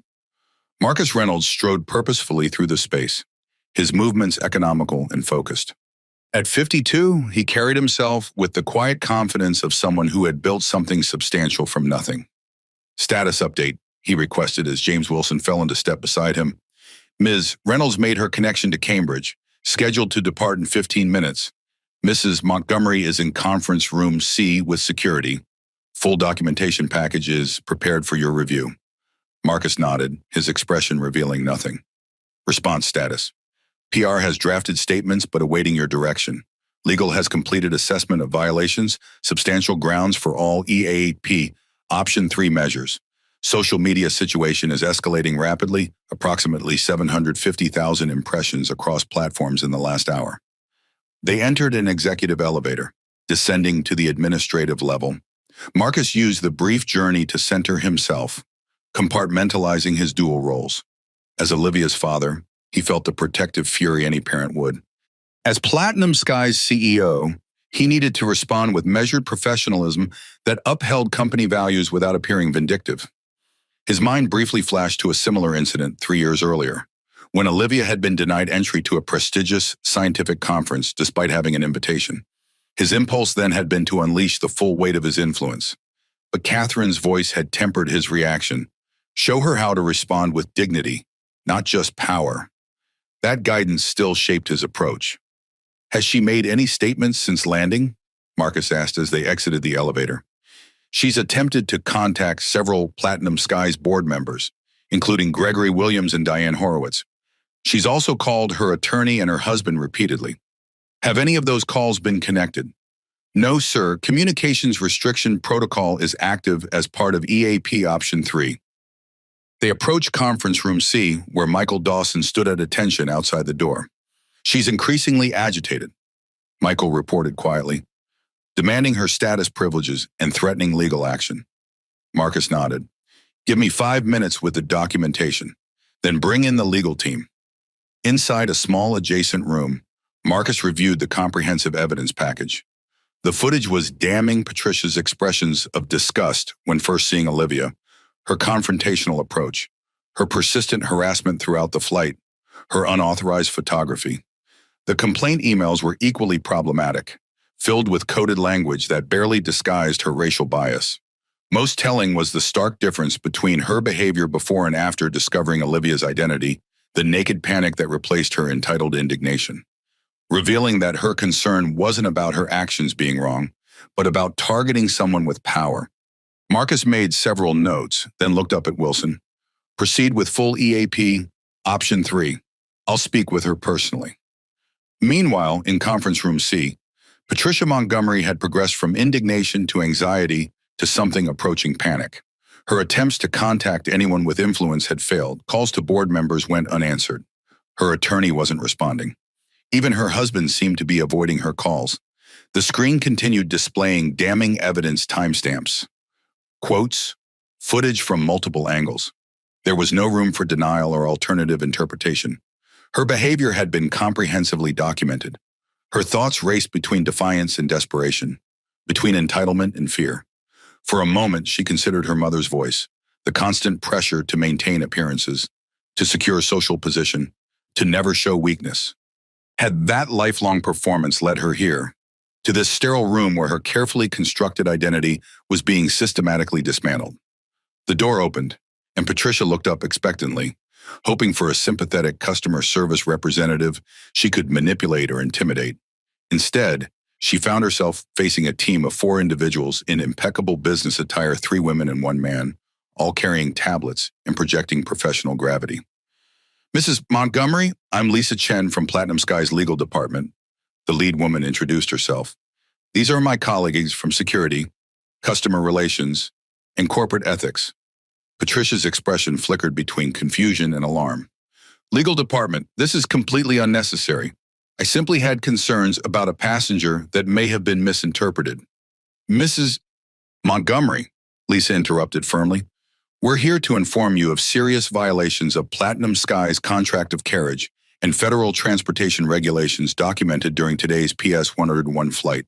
She placed a tablet in front of Patricia, displaying a comprehensive list, multiple instances of passenger harassment, contract sections, 4, 8.2, unauthorized photography of another passenger, contract section 5.7, discriminatory behavior based on protected characteristics, contract section 11.6, interference with crew member duties, 14, CFR 9111, violation of anti-discrimination provisions, 49, USC 40127. Patricia's face paled. This is absurd. I was simply expressing concerns about security. Mrs. Montgomery, Lisa continued, her tone professional but unyielding. Our documentation clearly indicates that your behavior was directed specifically and persistently at Ms. Olivia Reynolds, targeting her based on appearance and perceived belonging. Your own complaint emails contain language that explicitly questions her right to occupy premium cabin space based on discriminatory assumptions. I had no idea who she was, Patricia protested weakly. That's precisely the point, Mrs. Montgomery. The ethics representative interjected. Your behavior would be unacceptable, regardless of the passenger's identity. The fact that you only became concerned after discovering Ms. Reynolds' connection to the airline demonstrates that your issue wasn't with any legitimate security concern, but with your assumptions about who belongs in premium spaces. The assessment struck uncomfortably close to Patricia's unexamined biases, the instant judgments she made about people's worth based on appearance, the assumption that certain spaces belonged to people who looked and dressed a certain way. For a brief moment, she glimpsed herself from the outside, not as the sophisticated traveler she imagined, but as someone desperately policing boundaries to validate her own sense of belonging. Patricia's expression cycled through emotions, indignation, defensive anger, calculation, and finally a desperate attempt at contrition. There's clearly been a misunderstanding, she said, adopting a conciliatory tone. I certainly never intended any discriminatory behavior. If Ms. Reynolds felt uncomfortable, I sincerely apologize. Perhaps we could arrange for me to apologize personally. I'm sure we can resolve this amicably. The team exchanged glances, their expressions suggesting they'd heard such pivots many times before. Mrs. Montgomery, Lisa continued, this isn't a misunderstanding. It's a documented pattern of behavior that violates both our policies and federal regulations. Mr. Reynolds has reviewed the evidence personally and will be joining us shortly to discuss the consequences. Patricia froze. Marcus Reynolds, the CEO, he's coming here. Yes, Miss Montgomery, given the nature and severity of the incidents, Mr. Reynolds has requested to address this situation directly. The blood drained from Patricia's face. This was far beyond anything she had experienced in her years of complaining, demanding, and leveraging her status. Previous situations had been handled by customer service representatives trained to placate and accommodate. This was something entirely different. She was facing genuine accountability from the highest level of the company. I don't think that's necessary, she stammered. Surely this can be resolved without bothering the CEO. I'm happy to write a formal apology. Mr. Reynolds insists, Lisa said simply. Patricia's phone buzzed again, another frantic text from Amanda. Mom, my Platinum Skies contract just got terminated. What the hell did you do? My agent says there are videos all over social media. I'm losing brand deals because of this. Patricia's hands shook as she stared at the message. The consequences were expanding beyond her, affecting her daughter's career and their family's social standing. The carefully constructed facade of privilege and entitlement was crumbling around her. The door opened again, and Marcus Reynolds entered. His presence immediately commanded the room not through intimidation or volume, but through the quiet authority of someone completely comfortable with their power and position. He wore a perfectly tailored charcoal suit with no tie, his crisp white shirt open at the collar, business casual, that still communicated absolute authority. His expression was neutral, his movements deliberate as he took a seat across from Patricia. Mrs. Montgomery, he said, his voice measured and calm. I'm Marcus Reynolds, CEO of Platinum Skies. I understand there was an incident involving my daughter on today's flight from New York. Patricia's carefully maintained composure collapsed entirely. This wasn't a customer service issue anymore. This was personal. She had directly harassed the daughter of the man sitting across from her, the man whose name was on the side of the plane. "Mr. Reynolds," she began, her voice quavering slightly. "There's been a terrible misunderstanding. I had no idea Olivia was your daughter. If I had known..." "That's precisely the problem, Mrs. Montgomery," Marcus interrupted, his tone remaining measured but carrying unmistakable authority. "You're suggesting your behavior would have been different if you had known who my daughter was. That implies you believe some passengers deserve respect while others don't." Patricia flushed, recognizing the trap in her own words. "No, that's not what I meant. I simply..." "Let me be clear," Marcus continued. "Every passenger on our aircraft deserves the same respectful treatment, regardless of their name, appearance, or connection to me. The fact that you targeted my daughter is irrelevant to how we're addressing this situation. We would be having this exact conversation if you had treated any passenger the way you treated Olivia."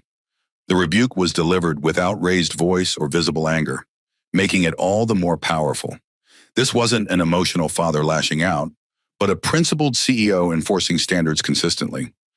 "I've reviewed the documentation thoroughly," Marcus continued, gesturing to the screen where footage still displayed Patricia's behavior. "Multiple incidents of harassment, unauthorized photography, discriminatory comments, complaint emails containing biased language, and disruption of the cabin environment. Each of these alone would warrant serious consequences. Together, they represent a pattern that Platinum Skies cannot and will not tolerate from any passenger, regardless of status." Patricia's earlier indignation had evaporated completely, replaced by growing dread as she realized the gravity of her situation. This wasn't going to be resolved with vouchers or bonus miles. This was something far more serious. "What happens now?" she asked, her voice small. Marcus's expression remained impassive.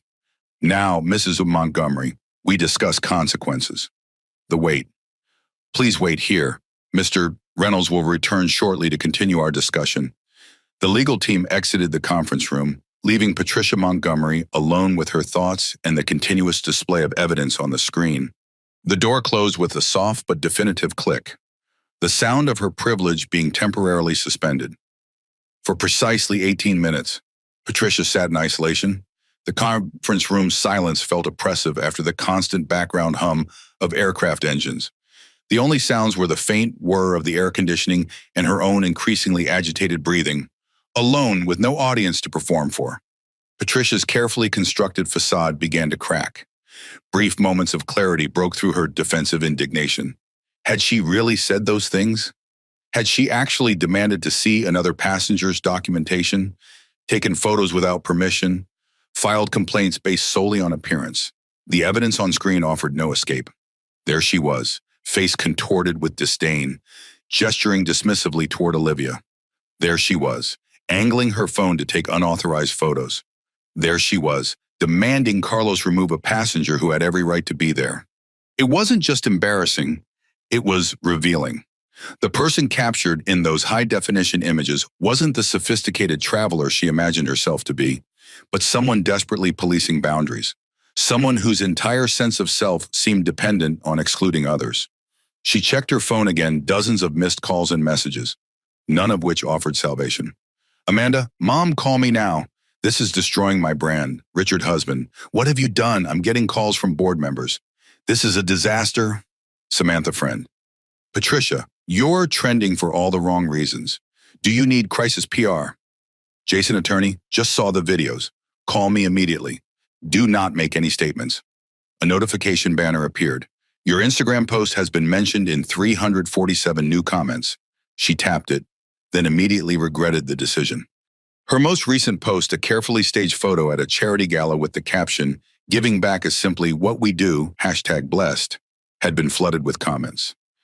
"Is harassing Black passengers in first class also what you do, #Celestial Karen. Watched you get escorted off PS 101. Karma is beautiful. Just lost all respect for you. Disgusting behavior. Wonder how your luxury brand partners feel about this." Patricia closed the app with trembling fingers, the reality of her situation becoming increasingly inescapable. This wasn't just about an airline incident anymore. This was about her entire carefully constructed identity unraveling in real time. She glanced up at the screen, where footage now showed her taking photos of Olivia without permission, her expression clearly conveying disdain. The timestamp indicated this was approximately 3 hours into the flight, long after Carlos had asked her to stop harassment. A memory surfaced unbidden, her mother chastising her for a social misstep at age 14. Patricia, people of our caliber don't behave that way. The irony was crushing. In her desperate attempt to appear of a certain caliber, she'd revealed herself to be precisely what she feared: common, crude, and classless. What terrified Patricia most wasn't Marcus Reynolds or potential legal consequences, it was the public nature of her downfall.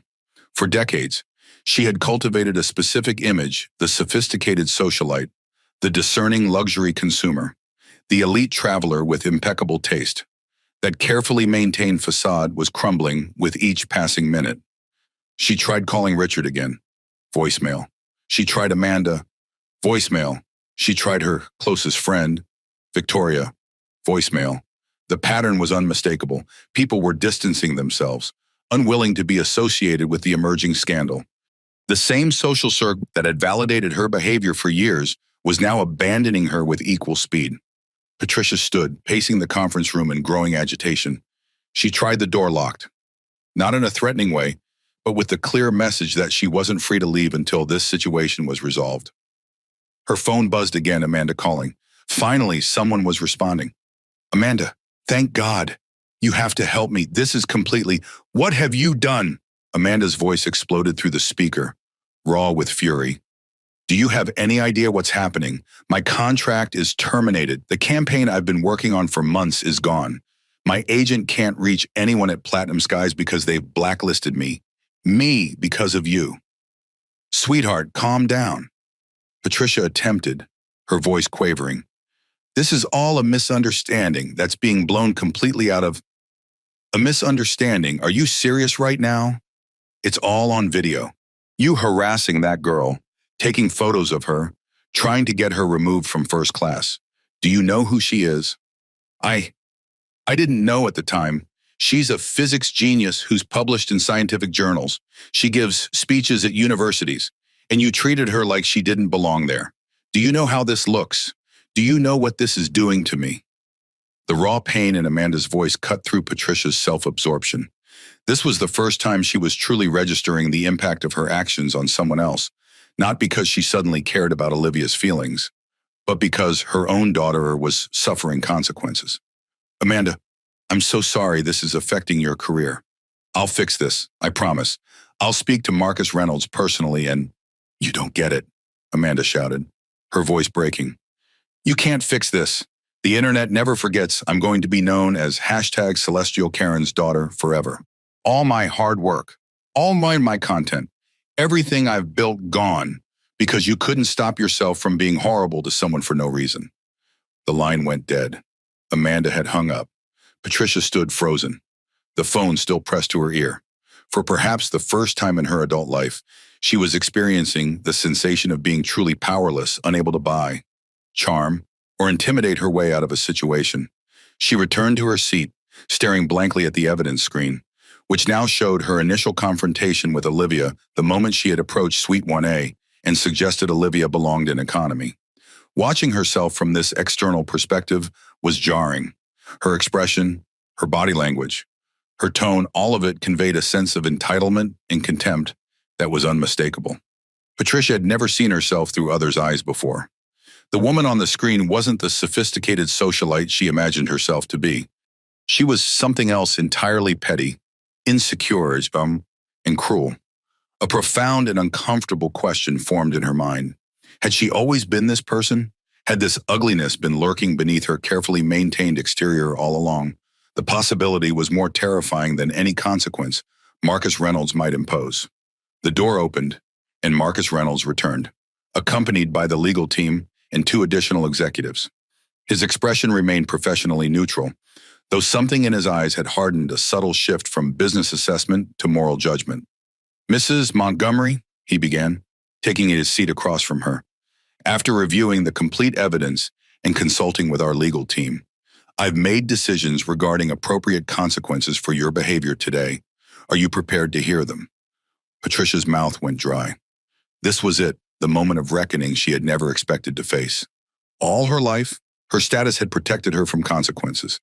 Diamond elite status, social connections, financial privilege. These had been her armor against accountability. That armor had finally failed. Yes, she whispered, barely audible. Before I proceed, Marcus said, but then, his voice measured and deliberate. I want to be clear about something. This isn't personal retribution because you targeted my daughter. These are the same consequences we would apply to any passenger who engaged in discriminatory harassment. Regardless of who was targeted, Olivia happens to be my daughter, but she is first and foremost a passenger who deserved respectful treatment, just like every other person who flies with us. Patricia nodded mutely, her earlier indignation completely extinguished. Now, Marcus continued, opening a folder in front of him, let's discuss what happens next. The clock on the wall read 5:37 p.m. PST. Patricia Montgomery's life as she knew it had exactly 3 minutes remaining before everything changed irrevocably. Pair tweet 4 vector, The Reckoning. Mrs. Montgomery, my name is Marcus Reynolds. I'm the founder and CEO of Platinum Skies Airlines. Marcus's introduction was unnecessary. Patricia knew exactly who he was, but the formality established a critical tone. This wasn't a casual conversation, it was an official proceeding with serious implications.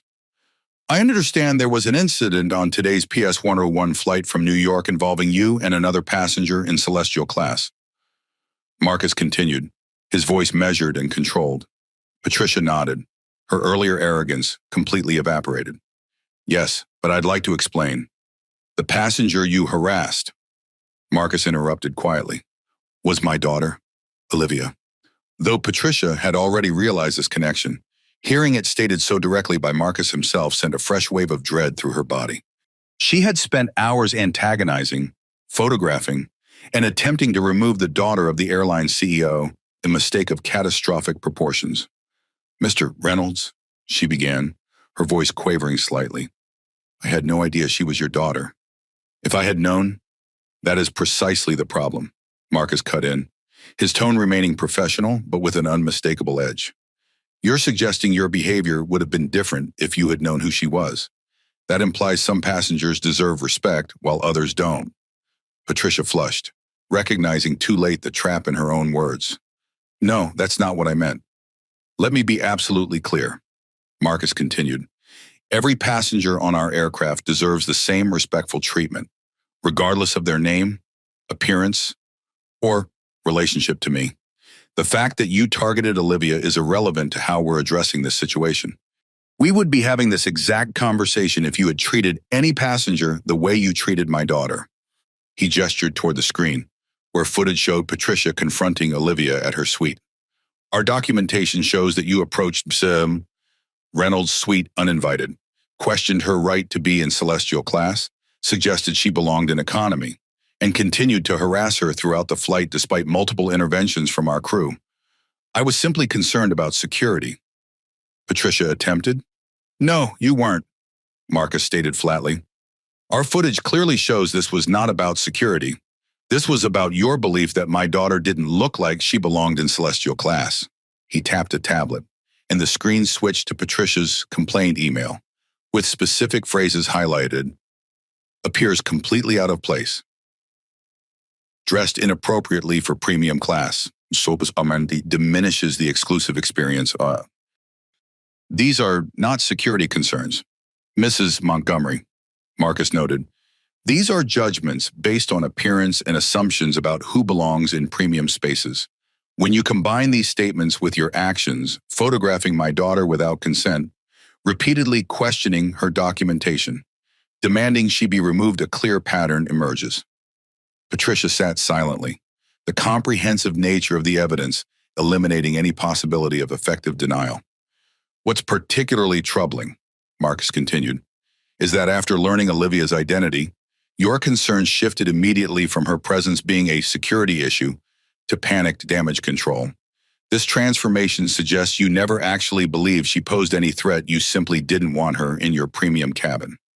The assessment struck at the core of Patricia's behavior. exposing motivations she had barely acknowledged to herself.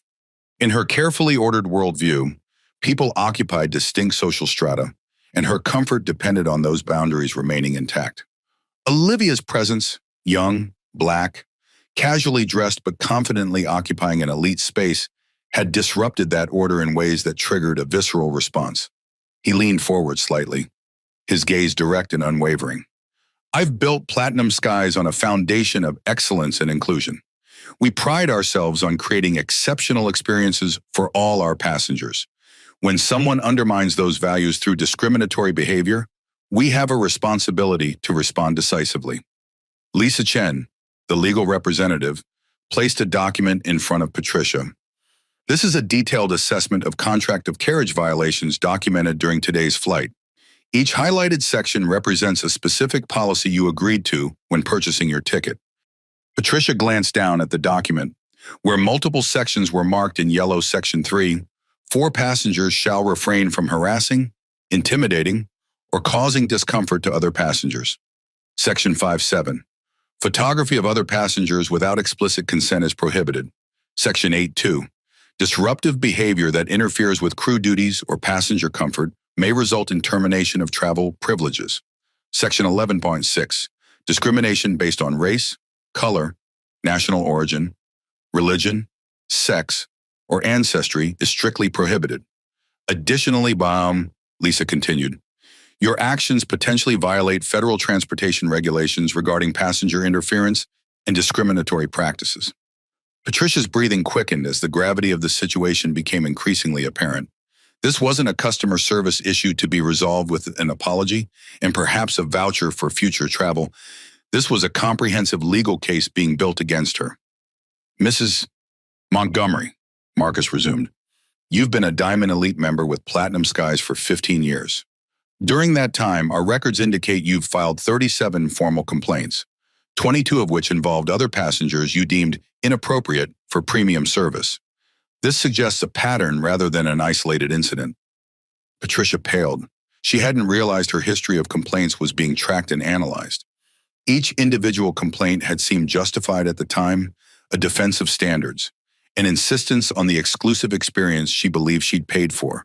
Viewed collectively, they revealed something more troubling, a habitual need to police boundaries and exclude others. I have high standards for luxury service, she stammered. I expect a certain environment when I pay for premium cabins.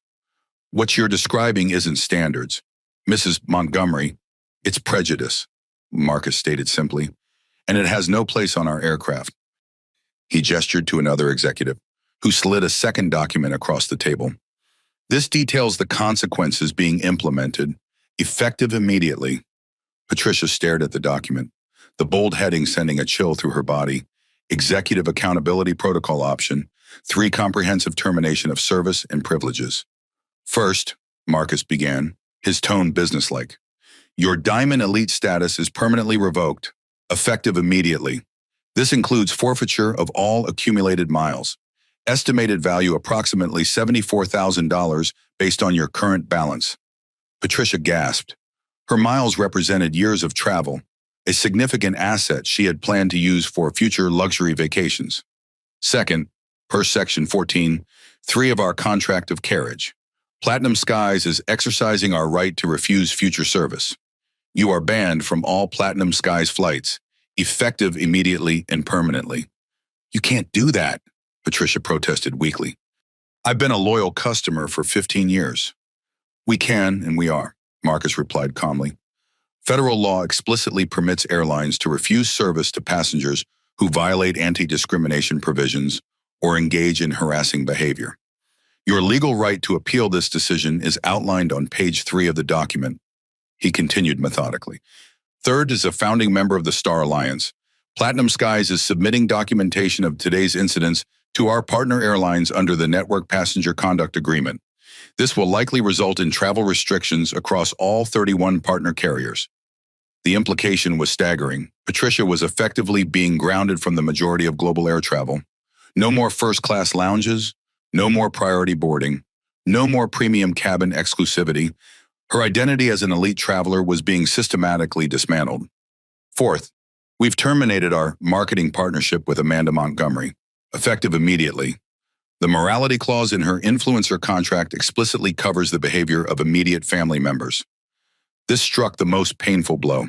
Patricia had damaged not only her own standing, but her daughter's career. Amanda's frantic messages suddenly made complete sense.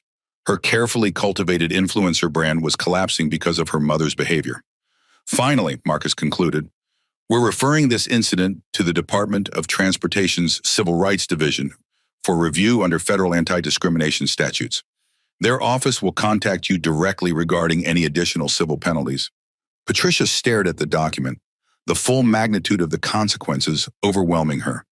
In a span of minutes, her elite travel status, accumulated miles, future flying privileges, daughter's contract, and potentially her financial standing had all been decimated. This is excessive, she managed, her voice barely above a whisper, all because of a simple misunderstanding about one passenger. Marcus's expression remained impassive, but his voice carried the quiet authority of absolute conviction. Mrs. Montgomery, what happened today wasn't a misunderstanding. It was a clear demonstration of prejudice that violated our most fundamental values as a company and as human beings. Olivia was targeted not because of any legitimate concern, but because you decided she didn't fit your image of who belongs in premium spaces. He leaned forward slightly. Let me ask you something. If Olivia had been a young white woman in that same MIT hoodie, would you have approached her? Would you have suggested she belonged in economy? Would you have taken photos and filed complaints? Patricia's silence was answer enough. She tried to imagine herself confronting a casually dressed white college student and realized with uncomfortable clarity that she likely wouldn't have. The realization exposed biases she'd never fully acknowledged, assumptions so deeply embedded in her worldview that they had seemed like objective judgments rather than prejudice. That's precisely the point, Marcus concluded. These consequences aren't excessive. They're proportionate to behavior that should have no place in modern society, let alone on our aircraft. He stood, signaling the end of the discussion. The security team will escort you to ground transportation. Your checked luggage will be delivered to the address on file within 24 hours. As Marcus gathered his materials, Patricia made one last desperate attempt.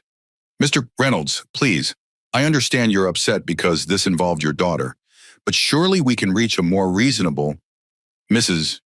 Montgomery, Marcus interrupted, his tone finally revealing a hint of the father beneath the CEO. Let me be perfectly clear. These consequences would be identical if you had targeted any passenger the way you targeted Olivia. The fact that she's my daughter is irrelevant to how we're handling this situation. He paused, then added with quiet intensity. What is relevant is that Olivia is a brilliant young woman who has earned every accolade and opportunity through extraordinary hard work and intellectual gifts. She was focused on preparing a quantum physics presentation that will be delivered to leading scientists tomorrow. And instead of being able to concentrate fully on her work, she had to endure hours of harassment because you couldn't reconcile her appearance with your prejudiced vision of who belongs in a premium cabin.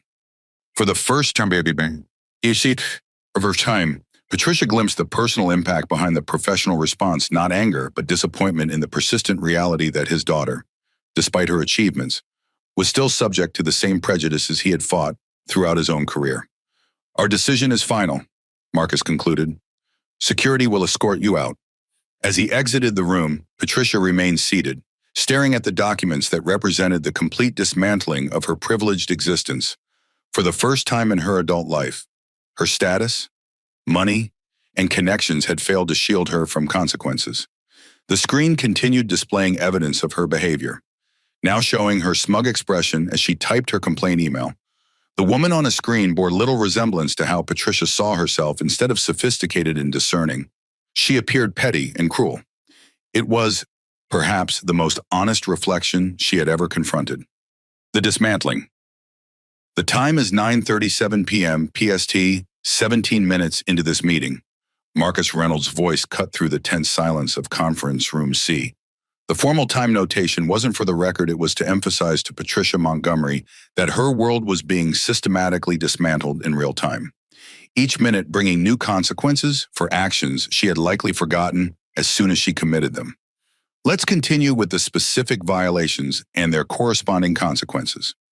Marcus said, his tone measured and professional. Ms. Chen, please outline the federal statutes implicated in today's incidents. Lisa Chen opened a leather portfolio. Mrs. Montgomery, your actions today potentially violate several federal regulations beyond our company policies.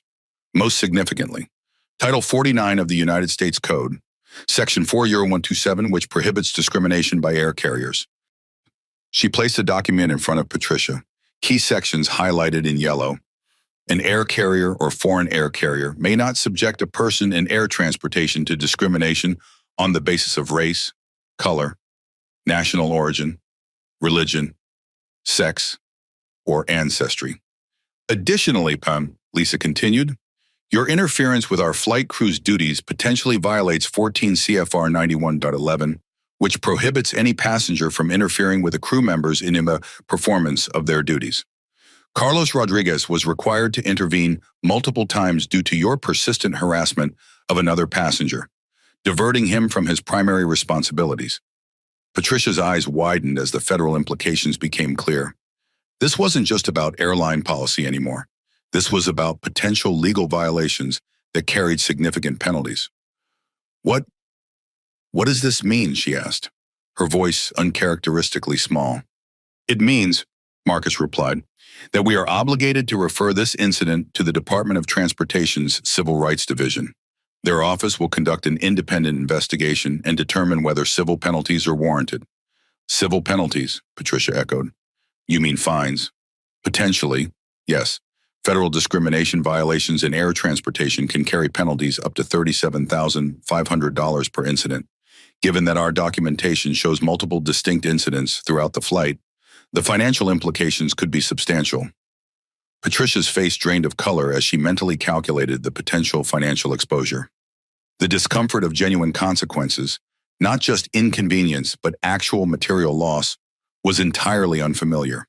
Her social position had always insulated her from such vulnerability, creating a cocoon where bad behavior might be whispered about but never actually punished. However, Marcus continued, our most immediate concern is implementing appropriate consequences under our company policies. He nodded to another executive, Samantha Patel, Digital Marketing Director. Ms. Patel, please outline the status implications. Samantha activated a tablet, displaying Patricia's Diamond Elite profile on the conference room screen. Mrs. Montgomery, you've accumulated 3.7 million miles over 15 years as a Platinum Skies passenger, based on current redemption values. These miles represent approximately $74,000 in travel benefits. The screen showed a detailed breakdown of Patricia's mileage balance, status, perks, and redemption history.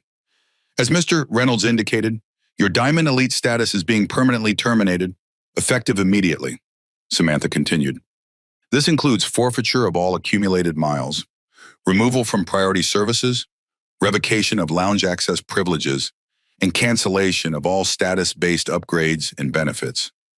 Patricia watched in horror as the screen displayed a real-time update, her mileage balance dropping to 0. Her status designation changing from Diamond Elite to Terminated. Her profile marked with a red flag indicating service refusal. The estimated value of these forfeitures, including future status benefits, exceeds $120,000, Samantha concluded. The financial reality of what was happening finally penetrated Patricia's shock. Her miles were more than just a status symbol. They represented a significant asset she had been accumulating for retirement travel.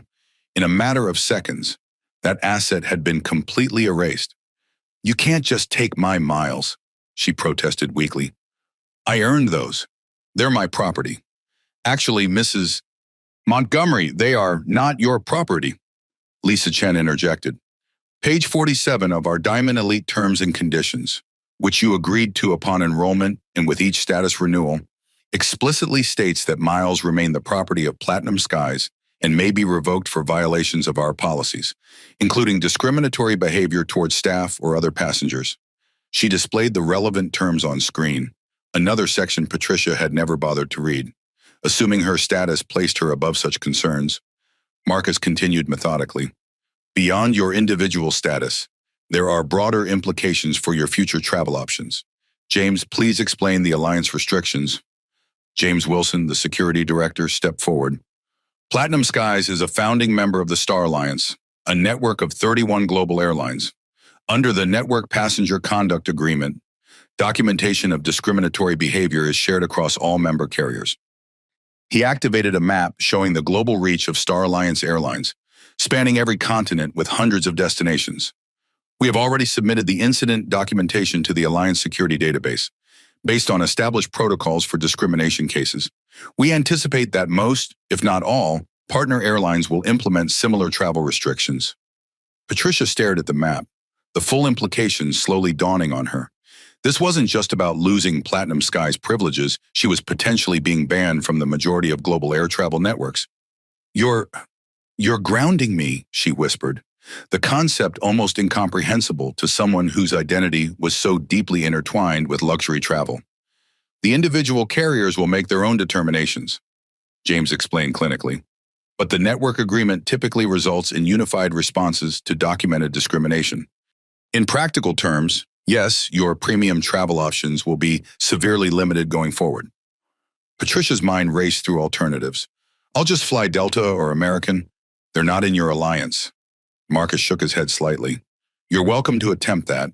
However, while we don't have formal agreements with those carriers, there are industry information sharing protocols for passenger conduct issues, particularly those involving discrimination or harassment. The implication was clear. Patricia's options were rapidly dwindling across the entire industry. Her days of premium cabins, exclusive lounges, and priority services were effectively over. Now, Marcus continued, turning to Samantha Patel, let's address the promotional contract implications. Samantha nodded, bringing up a new screen displaying Amanda Montgomery's influencer partnership details. Your daughter, Amanda Montgomery, has been under contract with Platinum Sky's digital marketing division for approximately 6 months. The agreement includes sponsored content featuring our Celestial class service, with a total value of $45,000. Patricia's stomach clenched. This was now extending beyond her to affect her daughter's career. Section 8.3 of the Standard Influencer Agreement includes a morality clause that covers not only the influencer's behavior, but also that of immediate family members.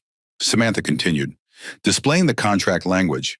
Contractor agrees that they and their immediate family members will uphold the values of Platinum Skies, including respect for diversity, equity, and inclusion. Violations may result in immediate contract termination at the sole discretion of Platinum Skies. Based on today's documented incidents, Samantha concluded, we have terminated Amanda Montgomery's contract, effective immediately. All scheduled content has been canceled, and final payment has been processed for work completed to date. You can't punish my daughter for something I did, Patricia protested, her voice rising with the first flicker of genuine emotion beyond self-preservation. That's not fair to her. The contract terms are explicit, Samantha replied evenly.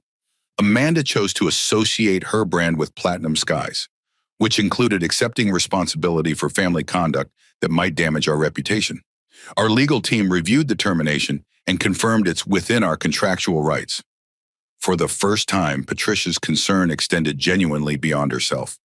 She had always viewed Amanda's career as an extension of her own social status, another validation of her successful parenting, but now she felt a stab of genuine remorse for damaging something her daughter had built independently. Patricia's phone buzzed with another message from Amanda, but she couldn't bear to look. The damage to her daughter's career was another consequence she hadn't anticipated when she decided to confront Olivia. Marcus consulted his notes. The final component involves legal referrals and documentation. Lisa, please explain. Lisa Chen nodded. As mentioned earlier, we are required to refer potential civil rights violations to the Department of Transportation. Their office will conduct an independent investigation to determine whether federal enforcement action is warranted. She placed another document before Patricia. This notice confirms that we have submitted an official incident report to the DOD Civil Rights Division. You can expect to be contacted by their office within 5-7 business days. I strongly recommend retaining legal counsel experienced in transportation discrimination matters. Patricia stared at the document, the reality of potential federal penalties adding yet another dimension to her rapidly escalating nightmare. Additionally, Lisa continued, we've prepared a comprehensive documentation package that includes all evidence gathered today. This will be maintained in our security database for the required 7-year retention period and will be available to federal investigators and, if necessary, to our legal team should you attempt to challenge these determinations. The methodical dismantling of Patricia's privileged existence continued relentlessly, each new consequence building on the previous one to create a complete picture of accountability that was unprecedented in her experience. Is there anything else? Patricia asked weakly, overwhelmed by the cascade of consequences. Marcus consulted his notes. Just one final matter. Your return flight to New York has been canceled without refund, per Section 14(3) of our contract of carriage regarding service refusal for discriminatory conduct. You'll need to make alternative travel arrangements.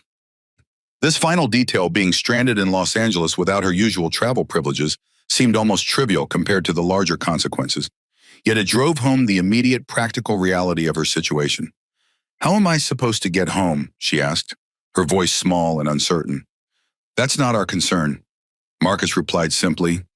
Rental cars, trains, and buses remain options available to you. The pointed reference to transportation modes Patricia would normally consider beneath her was not lost on anyone in the room.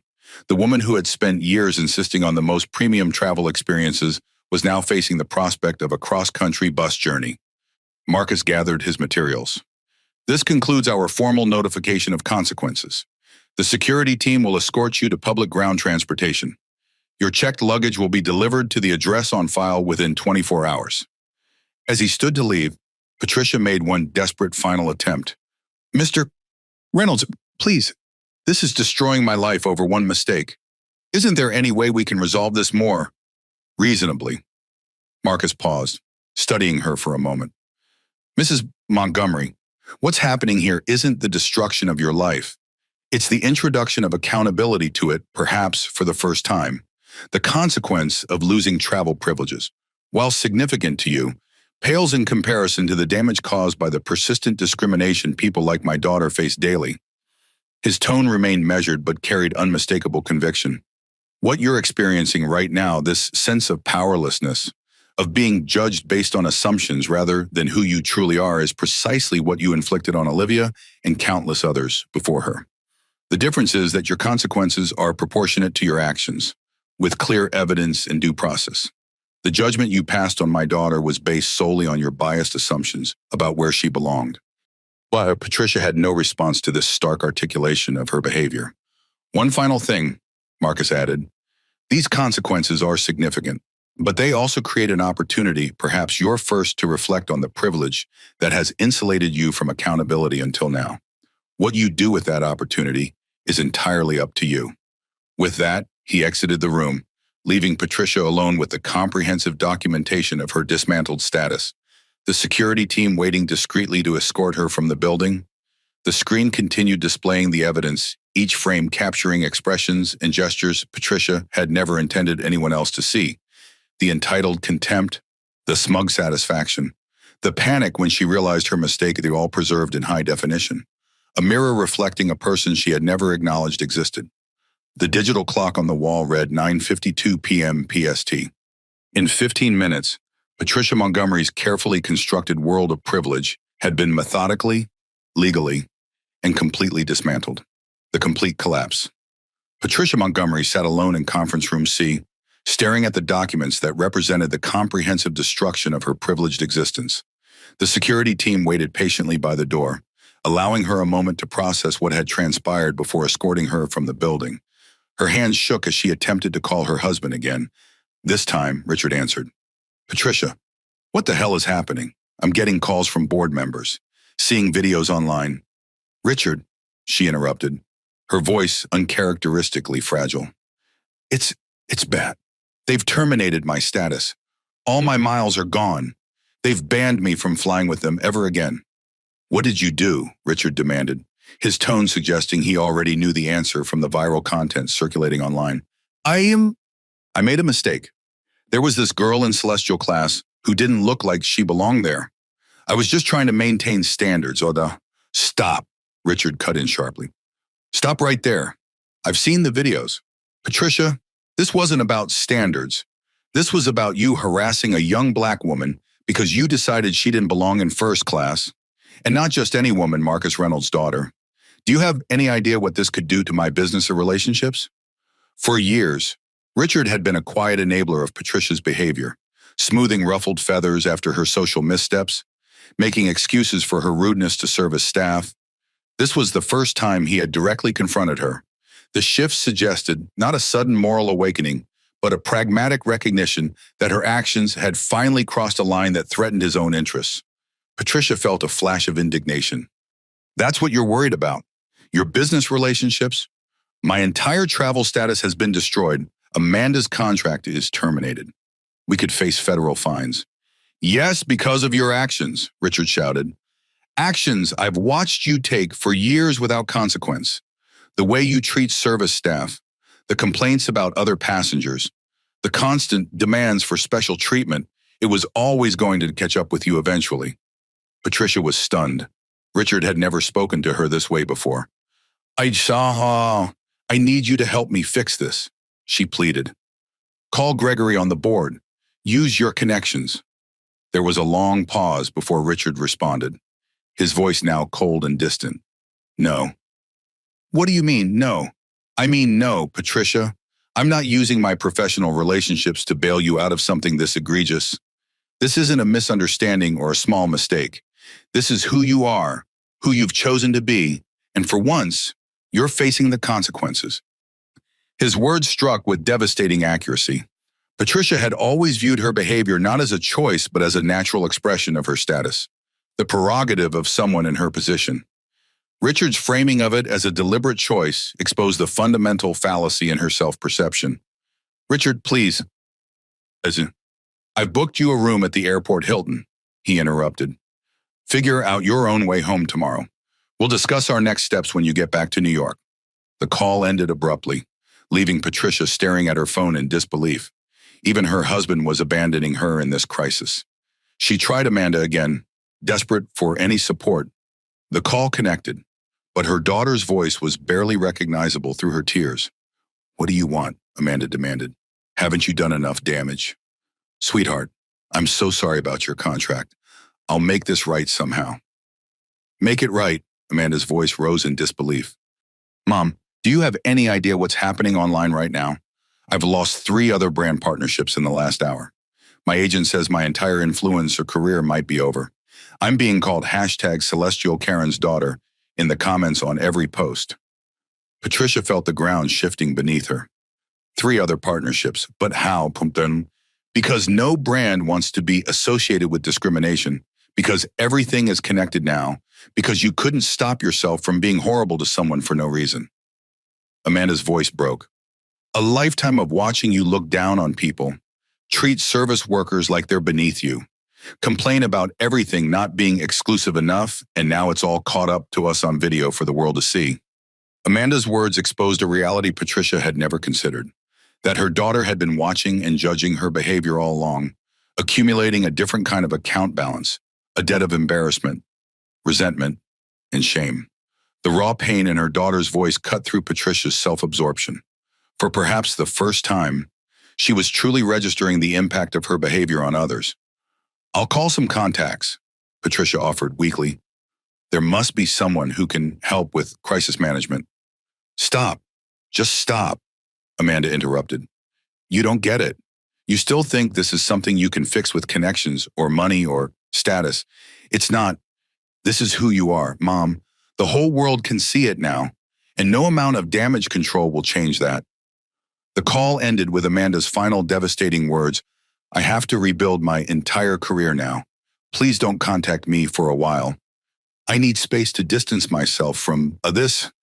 Patricia sat in stunned silence, her phone falling limply to the table. The 2 people she had counted on most, her husband and daughter, had not only refused to help, but had essentially confirmed what Marcus Reynolds had said. This wasn't about one mistake, but about who she fundamentally was. Her phone continued buzzing with notifications, social media mentions, text messages from friends suddenly distancing themselves, emails from country clubs and charity boards requesting she step back from visible roles. The careful construction of her social status was unraveling in real time. Desperate, she tried one last avenue. Jason Keller, her attorney. His response was professional but blunt. Patricia, I've reviewed the videos circulating online and spoken briefly with Platinum Sky's legal department. Their documentation is comprehensive, and their actions appear to be within their contractual rights. While we could potentially challenge some aspects of the miles forfeiture, my professional advice is to accept the airline's decisions and focus on mitigating any potential federal penalties. So you won't help either? Patricia asked, disbelief coloring her voice. I didn't say that, Jason replied carefully. I'm advising you on the most prudent legal strategy, which in this case is to accept the corporate consequences and prepare for potential federal investigation. Fighting this publicly would likely only extend and amplify the damage to your reputation. Even her lawyer was effectively telling her to accept defeat, a concept so foreign to Patricia's experience that she could barely process it. The security team approached gently. Mrs. Montgomery, we need to escort you to ground transportation now. Patricia stood on unsteady legs, gathering her Birkin bag with hands that wouldn't stop trembling. The documents detailing her fall from privilege remained on the table. She couldn't bear to take them with her, as if leaving them behind might somehow negate their reality. The escort through the administrative corridors was silent and efficient. No longer was she Patricia Montgomery, Diamond Elite passenger entitled to the utmost deference. Now she was a banned customer being removed from the premises, no different from anyone else who had violated company policies. They emerged not into the premium transportation area with its waiting town cars and private escorts, but into the public pickup zone, a chaotic sprawl of shuttles, taxis, and rideshare vehicles. The noise, crowds, and distinct lack of exclusivity felt almost physically painful after years of protected privilege. Your luggage will be delivered to the Hilton within 24 hours, the security officer informed her. The hotel shuttle stops at Base 7, or you can use the rideshare pickup area to your right. With that, they left her standing on the public curb, just another stranded traveler among thousands, her designer luggage and Birkin bag suddenly incongruous with her surroundings. Patricia pulled out her phone to order a private car, only to discover another consequence she hadn't anticipated. Her exclusive car service membership was through a Platinum Skies partnership. The app displayed a simple message: your account has been suspended.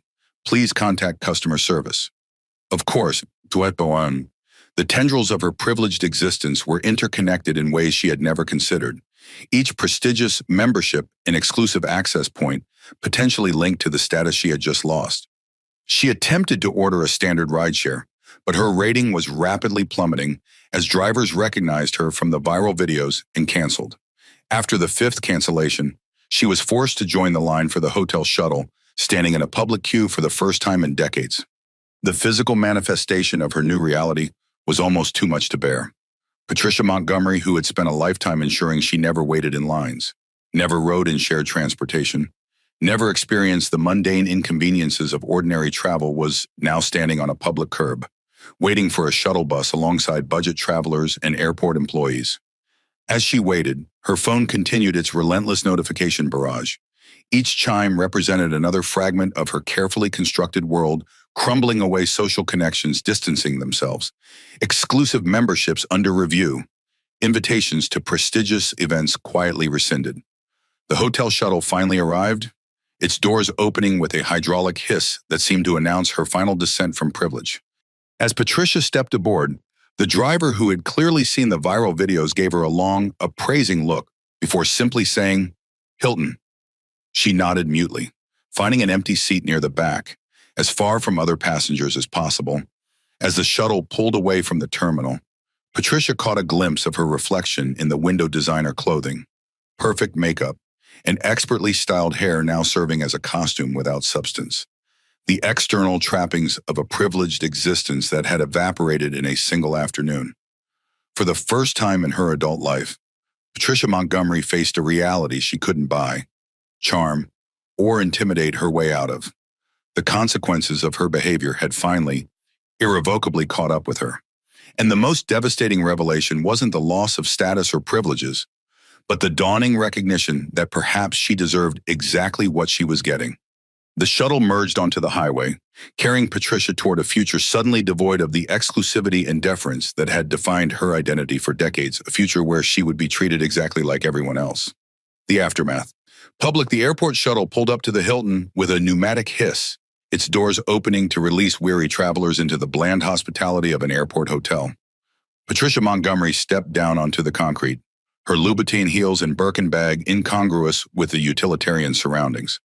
The lobby was crowded with airline crews, business travelers, and tourists, a far cry from the exclusive boutique hotels Patricia typically frequented. She approached the reception desk, bypassing the line with the ingrained entitlement of someone unaccustomed to waiting. "Excuse me," she began imperiously. "I have a reservation. Patricia Montgomery." The front desk clerk, a young man with a name tag reading Brandon, looked up with professional politeness. "One moment, please," he typed briefly. Then his expression shifted subtly. "Mrs. Montgomery, I see your reservation was made by Richard Montgomery approximately 1 hour ago." "That's correct. I should have your premium suite available." Brandon's fingers moved across the keyboard. "I'm showing a standard king room, not a suite. Would you like to upgrade? There would be an additional charge of—" "Standard king," Patricia interrupted, indignation flaring. "There must be a mistake. Check again." "The reservation is quite clear, ma'am. Mr. Montgomery specifically booked a standard king room." This small detail that Richard hadn't even secured her appropriate accommodations registered as yet another abandonment. "Fine," she snapped. "I'll use my own card to upgrade." She retrieved her platinum card from her wallet, placing it on the counter with a decisive click. Brandon ran the card, then frowned slightly. "I'm sorry, Mrs. Montgomery, but this card is showing as declined." "That's impossible. Try again." The second attempt yielded the same result. Patricia frantically pulled out another card, then another, all declined. Richard had apparently taken immediate financial measures in response to the developing scandal. "Is there another form of payment you could use?" Brandon asked, professional but with a growing edge of wariness. Patricia's face flushed with humiliation as she dug through her wallet for her emergency debit card, a plain navy rectangle without the prestige of her usual platinum and black cards. It was approved for the standard room only. The hotel system showed insufficient funds for the suite upgrade. "Room 714, Brandon said, handing her a key card. "Elevators are to your right. Would you like assistance with your luggage?" "My luggage is being delivered," Patricia replied stiffly. "From the airport." "Oh no," Brandon nodded. "We'll alert you when it arrives." The standard room was clean and functional, but lacked the luxury Patricia considered her birthright: no separate living area, no premium toiletries, no welcome amenity. She sat heavily on the bed, the events of the day crashing down with physical weight. Her phone continued its relentless notification barrage. A quick glance revealed the situation was deteriorating rapidly. Twitter hashtag Celestial Karen trending with over 200,000 mentions. Instagram, her most recent post flooded with critical comments. Text from country club membership chair. Emergency board meeting regarding your membership status. Email from charity gala committee, requesting you step back from visible roles pending review. The viral spread was extending beyond travel circles into every aspect of her carefully curated social existence. The Patricia Montgomery who had spent decades cultivating an image of sophisticated exclusivity was being rapidly replaced in the public consciousness by a very different figure entitled discriminatory, and now facing consequences. She attempted to call Richard again, but the call went straight to voicemail. Same with her financial advisor and personal assistant. The pattern was unmistakable. Her inner circle was implementing crisis management by distancing themselves completely. A news alert appeared on her phone. Platinum Sky's CEO takes stand against discrimination after viral incident. The accompanying photo showed Marcus Reynolds at a press conference, his expression serious but composed. The article quoted his statement, "At Platinum Skies, we believe every passenger deserves respect regardless of appearance, background, or status. Today's incident reflects our commitment to accountability at all levels. No one, regardless of status or spending, is exempt from our anti-discrimination policies." The corporate response was being widely praised across social media and news outlets, with Platinum Skies receiving accolades for taking a principled stand rather than protecting a high-value customer. Patricia's phone buzzed with a text from Amanda. "My agent just got off the phone with legal teams from 3 other brands terminating my contracts. My entire career is imploding because of your behavior. Do not contact me again until I reach out first." The cascade of consequences continued relentlessly. A notification from her exclusive credit card company informed her that her account privileges were under review pending resolution of recent incidents. Her car service membership was suspended. Even her personal shopper at Bergdorf Goodman sent a carefully worded message about scheduling difficulties for her next appointment. The systematic dismantling of her privileged existence continued beyond the airline consequences, spreading to every aspect of her carefully constructed identity. Patricia attempted to order room service, only to discover her room category didn't include the premium dining options. The standard menu offerings seemed like a physical manifestation of her new reality, adequate but ordinary, without the exclusivity she had come to expect as her right. A knock at the door announced hotel staff with a message her luggage delivery from the airport had been delayed until morning due to processing issues. Another night without her carefully curated wardrobe and premium toiletries, another small humiliation in the cascading series of consequences. Patricia opened her laptop, thinking to distract herself with streaming entertainment, only to discover her premium travel profile had been the basis for numerous other digital subscriptions. Services began displaying account verification required messages as the tendrils of her canceled status reached into unexpected corners of her digital existence. She finally turned to the hotel's standard cable offerings, only to find her own story featured on a late-night news broadcast. Viral video shows passenger harassing black student in first class. The footage had been edited to highlight her most damning moments, the dismissive gestures, the contemptuous expressions, the entitled demands. The segment included commentary from a crisis management expert. What we're seeing is a textbook example of privilege confronting consequences. Perhaps for the first time, Miss Montgomery's behavior reflects patterns likely reinforced over decades without accountability. Platinum Sky's response sets a new standard for corporate handling of discrimination incidents. Patricia clicked off the television, unable to bear watching her public unraveling broadcast nationally. She sat in the darkened hotel room, the only light coming from her phone's continuous notification alerts, each one representing another fragment of her privileged existence, crumbling away. Outside her window, the constant flow of aircraft taking off and landing continued unabated, a painful reminder of the premium travel world that had been central to her identity and was now permanently beyond her reach.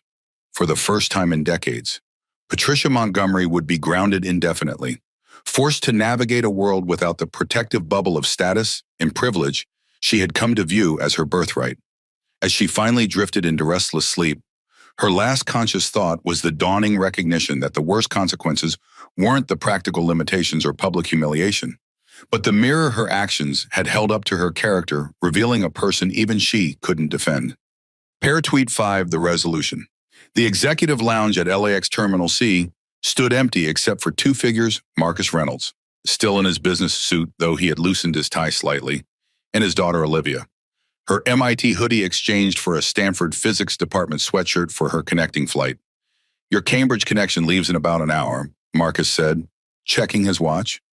Do you want anything to eat before you board? Olivia shook her head, setting aside her quantum mechanics text. I'm good, but I do want to hear what happened with the Montgomery situation. How did you handle it? There was no trauma or distress in her question, just genuine curiosity about her father's approach to the incident. This resilience was something Marcus had always admired in his daughter. Her ability to process discrimination as an intellectual problem to be solved rather than just an emotional wound to be nursed. Marcus took a seat across from her. Full executive accountability protocol, permanent status termination, miles forfeiture, travel ban across our network, cancellation of her daughter's marketing contract, and referral to the DO Civil Rights Division for potential federal penalties. Olivia nodded thoughtfully. Proportionate, though I'm guessing the daughter part hit hardest. Almost certainly. Marcus agreed. The miles and status seemed to shock her initially, but when I mentioned her daughter's contract termination, that's when the full impact seemed to register. And how did she respond? Initially with disbelief, then attempts to excuse her behavior, finally with panic when she realized there would be no special exceptions or easy resolution. The standard progression we see in these cases. Olivia considered this, absently twisting one of her curls around her finger, a habit since childhood when she was processing complex information. What I find most interesting is that she only recognized the problem when she identified who I was. Not because her behavior was wrong, but because I turned out to be someone with power. That's often the case, Marcus noted. For people like Patricia Montgomery, the world is divided into those who deserve deference and those who don't. The shock comes when someone they've placed in the second category turns out to belong in the first, not because they've recognized their categorization was wrong, but because they've miscategorized a specific individual, which means they haven't actually learned anything, Olivia concluded. Just to be more careful about who they target. Initially, yes, Marcus agreed, though sometimes genuine reflection comes later. After the immediate crisis has passed, people rarely change in the moment of accountability. It's what happens in the days and weeks afterward that determines whether there's real growth. His perspective wasn't merely philosophical. It was informed by personal experience. As one of the few Black executives in the aviation industry, Marcus had navigated countless microaggressions and overt discrimination. His approach had evolved from righteous anger in his youth to strategic accountability as he gained influence, always recognizing that systemic change required more than just individual punishment. Marcus nodded, pride evident in his expression. At 18, Olivia's analytical understanding of discriminatory behavior exceeded that of many professionals in the field. Her ability to dissect these experiences with clinical precision was both a gift and a necessity, a psychological defense mechanism developed through years of similar encounters. "How are you feeling about it?" Marcus asked, shifting from CEO to father. Truthfully, Olivia shrugged. It wasn't anything new. The same assumptions I've dealt with since I started advanced placement classes. The same looks I get in upscale stores or restaurants. The only difference is that this time there were actually consequences for the person responsible. She paused, considering her words carefully. I'm not celebrating her downfall or anything. It's just satisfying to see the system work the way it's supposed to for once. To have the policies you created actually enforced instead of just existing on paper. Marcus nodded, understanding. That's why I wanted to handle it personally. Too often these incidents get smoothed over with perfunctory apologies and vouchers, especially when they involve high-value customers. I needed everyone, our staff, our passengers, our partners, to see that our values apply equally regardless of status. Do you think she'll learn from it? Olivia asked. Marcus considered the question thoughtfully. Hard to say. People like Patricia Montgomery have usually spent decades building defensive psychological walls around their behavior. Real change would require dismantling those walls, which takes genuine self-reflection and humility. Not exactly her strong suits based on today's performance, Olivia noted wryly. No, Marcus agreed with a small smile. Though sometimes the most resistant people are one significant experience away from transformation. We've seen it before. Olivia nodded, remembering previous incidents where accountability had eventually led to genuine growth. Either way, it's not our responsibility to manage her moral development. You enforced appropriate consequences. What she does with that opportunity is up to her. Precisely. They sat in comfortable silence for a moment, the unique understanding between them requiring no additional words. Marcus and Olivia had navigated these waters many times before the constant calculations of how to respond to discrimination, when to address it directly, when to let it go, when to leverage institutional power. Your presentation ready for tomorrow? Marcus asked, shifting to the more important subject of Olivia's academic work. Olivia's face lit up with genuine enthusiasm. Completely. Martinez reviewed the final slides yesterday. I think the approach to quantum entanglement theory is going to generate some interesting discussion. I'm sorry I can't be there, Marcus said. Board meeting in New York, I can't reschedule. It's fine, Dad. Dr. Martinez will be there, and honestly, having you in the audience might make me more nervous. I'll send you the recording. Marcus smiled. Deal. A gentle chime sounded, indicating the beginning of boarding procedures for Olivia's connecting flight to Cambridge. That's my cue, Olivia said, gathering her backpack and materials. She stood and gave her father a quick, firm hug. Thanks for handling today. Not just for me, but for making sure the system actually worked the way it's supposed to. Always, Marcus replied simply, returning the embrace. As they walked toward the boarding area, Marcus asked casually, by the way, how's the quantum tunneling research coming along? Any breakthroughs since last week? Olivia launched into an enthusiastic explanation of her latest findings, her gestures becoming more animated as she described complex theoretical concepts. The incident with Patricia Montgomery had already been compartmentalized, not forgotten, but properly contextualized as just another obstacle navigated in a world that frequently questioned her belonging. At the priority boarding lane, they paused for a final goodbye. "Call when you land," Marcus said. "Will do. And Dad, I meant what I said earlier, handle it right. Not excessive, not vindictive, just clear consequences," which is exactly what you did. Marcus nodded, recognizing that his daughter was affirming his approach rather than questioning it.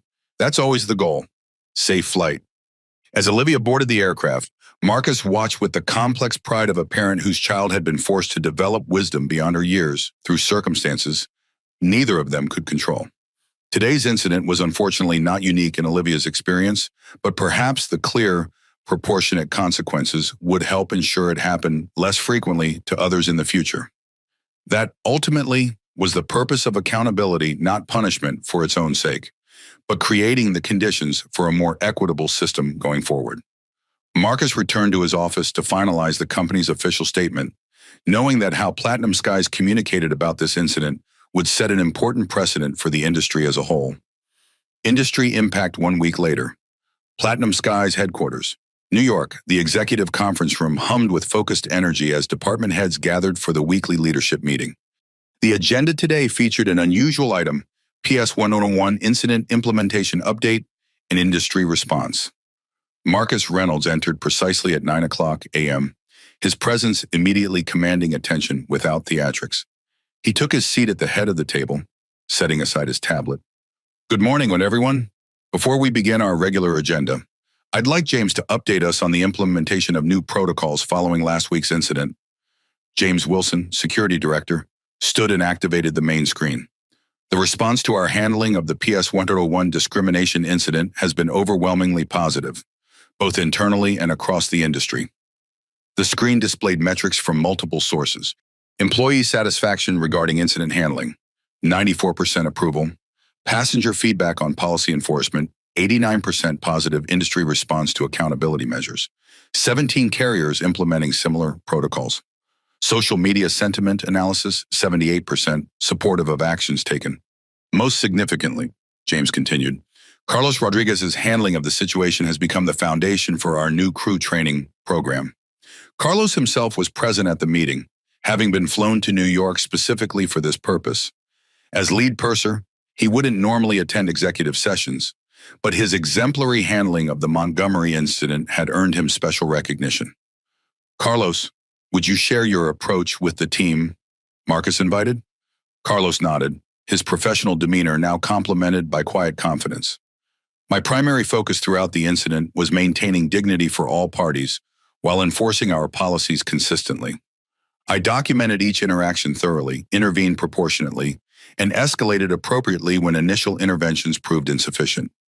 What we found most valuable," James added, "was Carlos's balanced approach addressing the behavior without creating additional spectacle, maintaining professionalism even when provoked, and ensuring comprehensive documentation for later accountability." The screen shifted to display the newly developed training module, the Reynolds Protocol Discrimination Response Framework. Based on Carlos's approach and the successful resolution of the incident, we've developed a comprehensive framework that's now being implemented across our entire flight crew training program, James explained. The protocol outlined clear steps: recognition, identifying potential discriminatory behavior, documentation, securing evidence while maintaining privacy, intervention, graduated responses based on behavior severity, escalation, clear thresholds for involving higher authorities, resolution, appropriate consequences consistently applied. The most revolutionary aspect, James noted, is the removal of status considerations from the equation. Previously, there was an unwritten understanding that Diamond Elite passengers received more leeway regarding behavioral issues. The new protocol explicitly eliminates status as a factor in enforcement decisions. Marcus nodded approval. This represents a significant cultural shift, not just for our airline, but potentially for the industry as a whole. "Lisa, what's the industry response been so far?" Lisa Chen, legal director, consulted her notes. "Remarkably positive. 7 major carriers have already requested our protocol documentation for implementation. The Air Transport Association has invited us to present the framework at next month's industry conference. And most surprisingly, the Federal Aviation Administration has expressed interest in potentially incorporating elements into their recommended guidelines. What about passenger feedback? Marcus asked. Samantha Patel, marketing director, took over. The response has been overwhelmingly supportive. Our customer satisfaction metrics actually increased by 7% following the publicity around the incident. The message that all passengers will be treated equally regardless of status seems to resonate deeply, even among our premium travelers. She displayed social media analytics showing the evolution of sentiment from the initial viral incident to the structured corporate response. Initial hashtags: hashtag Celestial Karen, hashtag Flying While Black, hashtag Platinum Skies. Accountability. Current hashtags: hashtag Equal Skies, hashtag Fly with Dignity, hashtag Travel Equality. The narrative has shifted from outrage at the incident to appreciation for the response. We're seeing a 243% increase in positive brand mentions compared to pre-incident levels. And our competitors, Marcus inquired, scrambling to follow our lead, Samantha confirmed. Delta announced a Respect for All initiative yesterday that mirrors several aspects of our protocol. United is reviewing their premium passenger policies, and smaller carriers are using this moment to publicly commit to anti-discrimination enforcement.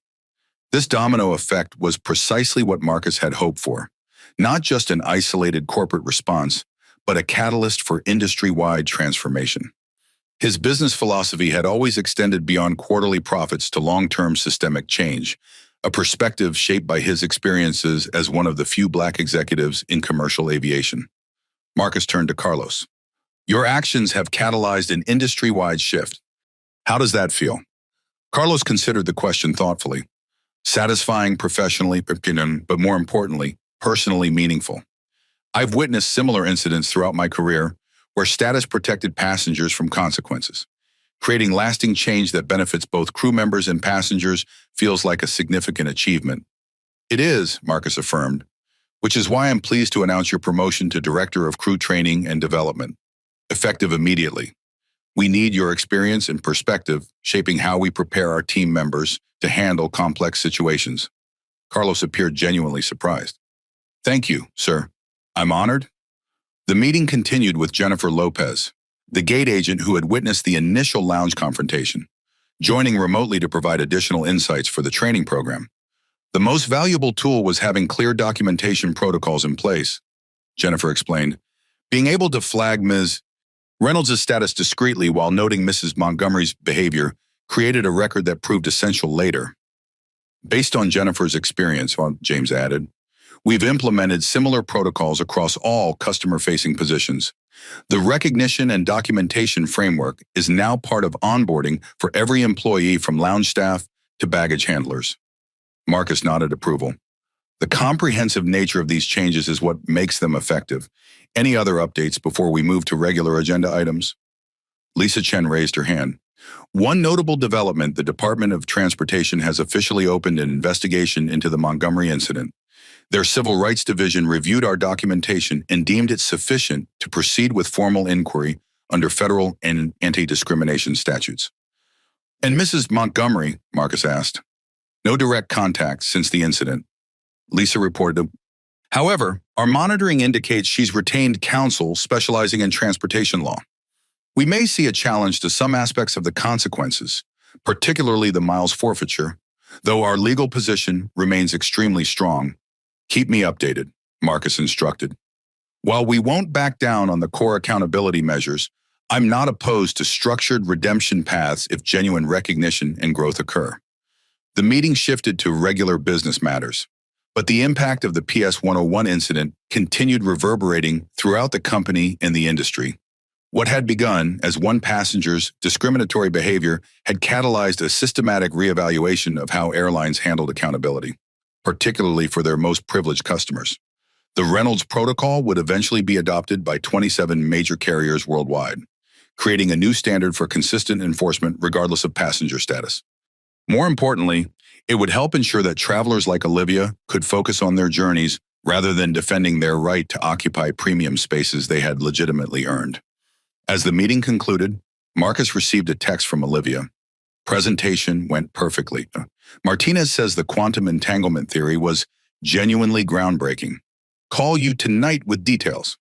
He smiled briefly at the message, a small reminder that beyond policies and protocols, these changes ultimately created space for exceptional young people to focus on their contributions rather than justifying their presence. That, ultimately, was the true measure of progress. Personal transformations. 3 months later, Los Angeles International Airport, Carlos Rodriguez moved confidently through Terminal C. His new position as Director of Crew Training and Development evident in both his modified uniform and the respectful nods he received from staff throughout the facility. In the 3 months since the Montgomery incident, his career trajectory had accelerated dramatically from lead purser to executive leadership, with responsibility for reshaping how Platinum Skies prepared its frontline employees to handle complex situations. He paused at Gate C12, the same gate where PS-101 had arrived that fateful day, watching the efficient boarding process with a professional's eye. The subtle changes implemented under the Reynolds protocol were visible to his trained prospective crew members, documenting passenger interactions more consistently, supervisors positioned to provide immediate support if needed, and a new confidence in enforcing policies regardless of passenger status. Mr. Rodriguez? He turned to find Jennifer Lopez, the gate agent from the original incident, now wearing a senior supervisor's uniform with a training certification badge. Jennifer, good to see you. And please, it's still Carlos. She smiled. Old habits. I wanted to thank you personally for recommending me for the protocol implementation team. It's been an incredible opportunity. You earned it, Carlos replied sincerely. Your handling of the lounge confrontation created the documentation trail that proved crucial later. That kind of foresight deserves recognition. Carlos's own journey from immigrant service worker's son to executive leadership wasn't lost on him. He still remembered his father's wisdom. Never let them take your dignity. But now he was in a position to ensure that dignity was protected by institutional policies, not just personal resilience. They walked together toward the staff area, discussing the changes of the past 3 months. The most significant shift, Jennifer noted, is psychological. Staff feel genuinely empowered to enforce policies consistently now, without that underlying anxiety about status exceptions. Carlos nodded. That's the real transformation, not just new protocols, but the cultural shifts supporting them. In the executive lounge, a very different scene was unfolding. Sophia Adams, the influencer who had documented the original incident, was conducting an official interview with Marcus Reynolds for her travel channel, now focused on equity in premium travel experiences. Your handling of the Montgomery incident has been described as an industry watershed moment, Sophia noted, her professional demeanor a stark contrast to her previous influencer persona. 3 months later, what changes have you observed across the sector? Marcus considered thoughtfully. The most meaningful transformation isn't in policies. Though those have certainly improved, it's in accountability expectations. Premium travelers now understand that status purchases exceptional service, not exemption from behavioral standards. And the passenger response, Sophia prompted, overwhelmingly positive. Contrary to industry fears, enforcing consistent standards hasn't diminished premium experiences. It's enhanced them. Our Celestial class satisfaction metrics have actually increased by 12% since implementing the Reynolds protocol. Sophia nodded. I've observed similar feedback in my travel coverage. Passengers across demographics report feeling more secure knowing discriminatory behavior faces consistent consequences regardless of status. Her channel, once focused on luxury travel aesthetics, had evolved into a respected platform for transportation equity issues, with her documentation of the Montgomery incident serving as a launching point for this new direction. Her follower count had nearly tripled, and she now consulted with multiple airlines on passenger experience improvements. Across the country at MIT's physics department, Olivia Reynolds was deep in discussion with Dr. Isabella Martinez, her mentor, regarding their upcoming presentation at CERN. The quantum entanglement theory that had occupied her attention during PS-101 had developed into a groundbreaking paper now generating significant attention in theoretical physics circles. The Swiss team's experimental results aligned perfectly with our predictions, Dr. Martinez noted. Reviewing the latest data, Your mathematical model is holding up remarkably well under testing. Olivia smiled, her confidence evident in both her academic work and her general demeanor. The incident on PS 101 had become a distant memory, notable primarily for the positive changes it had catalyzed rather than the negative experience itself. "How was your flight last week?" Dr. Martinez asked casually. "Any issues?" "Completely uneventful," Olivia replied. "The crew was professionally attentive without being overbearing." Exactly what travel should be. This simple statement represented a significant shift, the ability to travel without defending her presence in premium spaces, to focus on her work rather than managing others' perceptions. It was a small victory in the larger struggle for equity, but a meaningful one nonetheless. Meanwhile, in a community center in Los Angeles, a very different scene was unfolding. Patricia Montgomery sat awkwardly in a folding chair, part of a circle of participants in a mandatory bias recognition program, one component of her settlement with the Department of Transportation's Civil Rights Division. The federal investigation had concluded with substantial penalties, a $45,000 fine, mandatory completion of 120 hours of community service related to transportation equity, and required participation in an anti-discrimination education program. While Patricia had initially intended to fight these penalties, her legal team had strongly advised accepting the settlement given the overwhelming evidence against her. "Today we're discussing implicit bias in public spaces," the facilitator explained. "Specifically how our unconscious assumptions about who belongs in certain environments, it can lead to harmful interactions." Patricia remained silent, her designer clothing now feeling like an ill-fitting costume in this setting. The past 3 months had fundamentally altered her existence, her diamond elite status gone, her social standing severely diminished, her daughter still maintaining professional distance to rebuild her own career. The most painful consequences hadn't been financial or logistical, but social. The same exclusive circles that had once validated her behavior had quickly distanced themselves once her actions became public. Country club memberships placed on hold.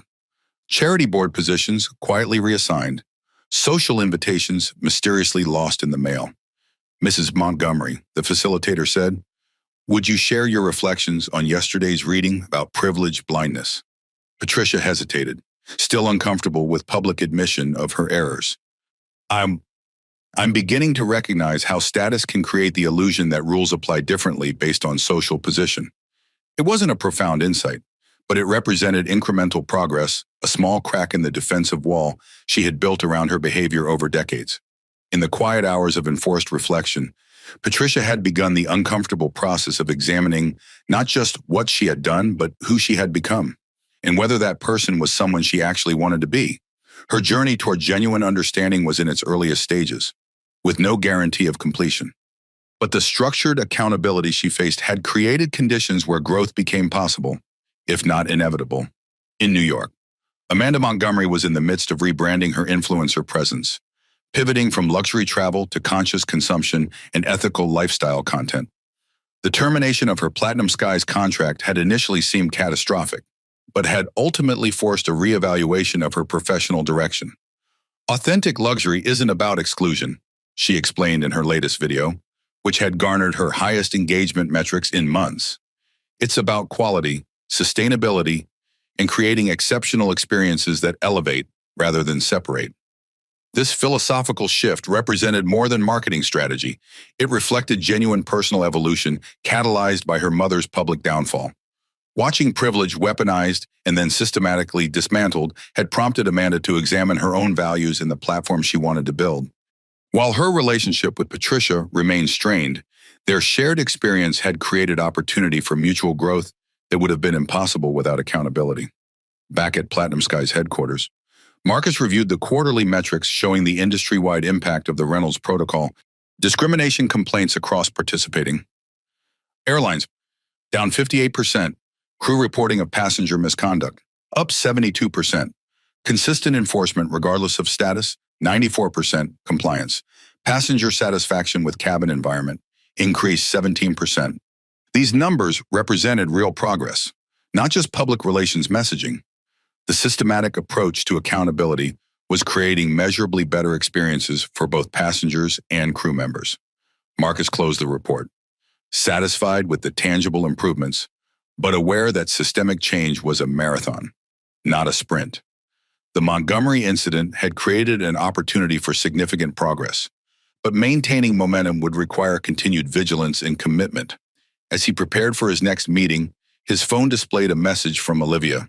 CERN presentation accepted quantum entanglement, theory generating serious buzz. Flying home next weekend. Celestial class. Naturally. Love you. Marcus smiled at the message, particularly the casual reference to premium travel. The true measure of progress wasn't policies or protocols, but his daughter's ability to move through the world focused on her extraordinary gifts rather than defending her right to occupy spaces she had earned through those same gifts. That, ultimately, was the transformation that mattered most. Final resolution. 6 months later, Marcus and Olivia Reynolds. Dinner at home, the Reynolds' Manhattan apartment offered spectacular views of Central Park from its floor-to-ceiling windows, the early evening sky painting the cityscape in hues of amber and gold. The spacious dining room balanced luxury with understated elegance, original artwork by emerging Black artists, custom furniture with clean modern lines, and family photos documenting milestones both personal and professional. Olivia set 2 plates of homemade pasta on the polished walnut table. At 19, she moved with the confident grace of someone comfortable in her own skin. Her MIT sweatshirt and simple jeans, reflecting her consistent prioritization of comfort over conventional luxury. Mom would be impressed with your cooking skills, Marcus noted, filling 2 glasses with sparkling water. She always said you inherited her palate, if not her patience in the kitchen. Olivia smiled at the reference to her late mother, Catherine, who had passed away when Olivia was 12.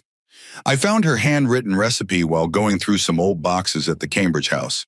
Figured I'd surprise you. Consider me surprised and impressed. Marcus loosened his tie and took a seat.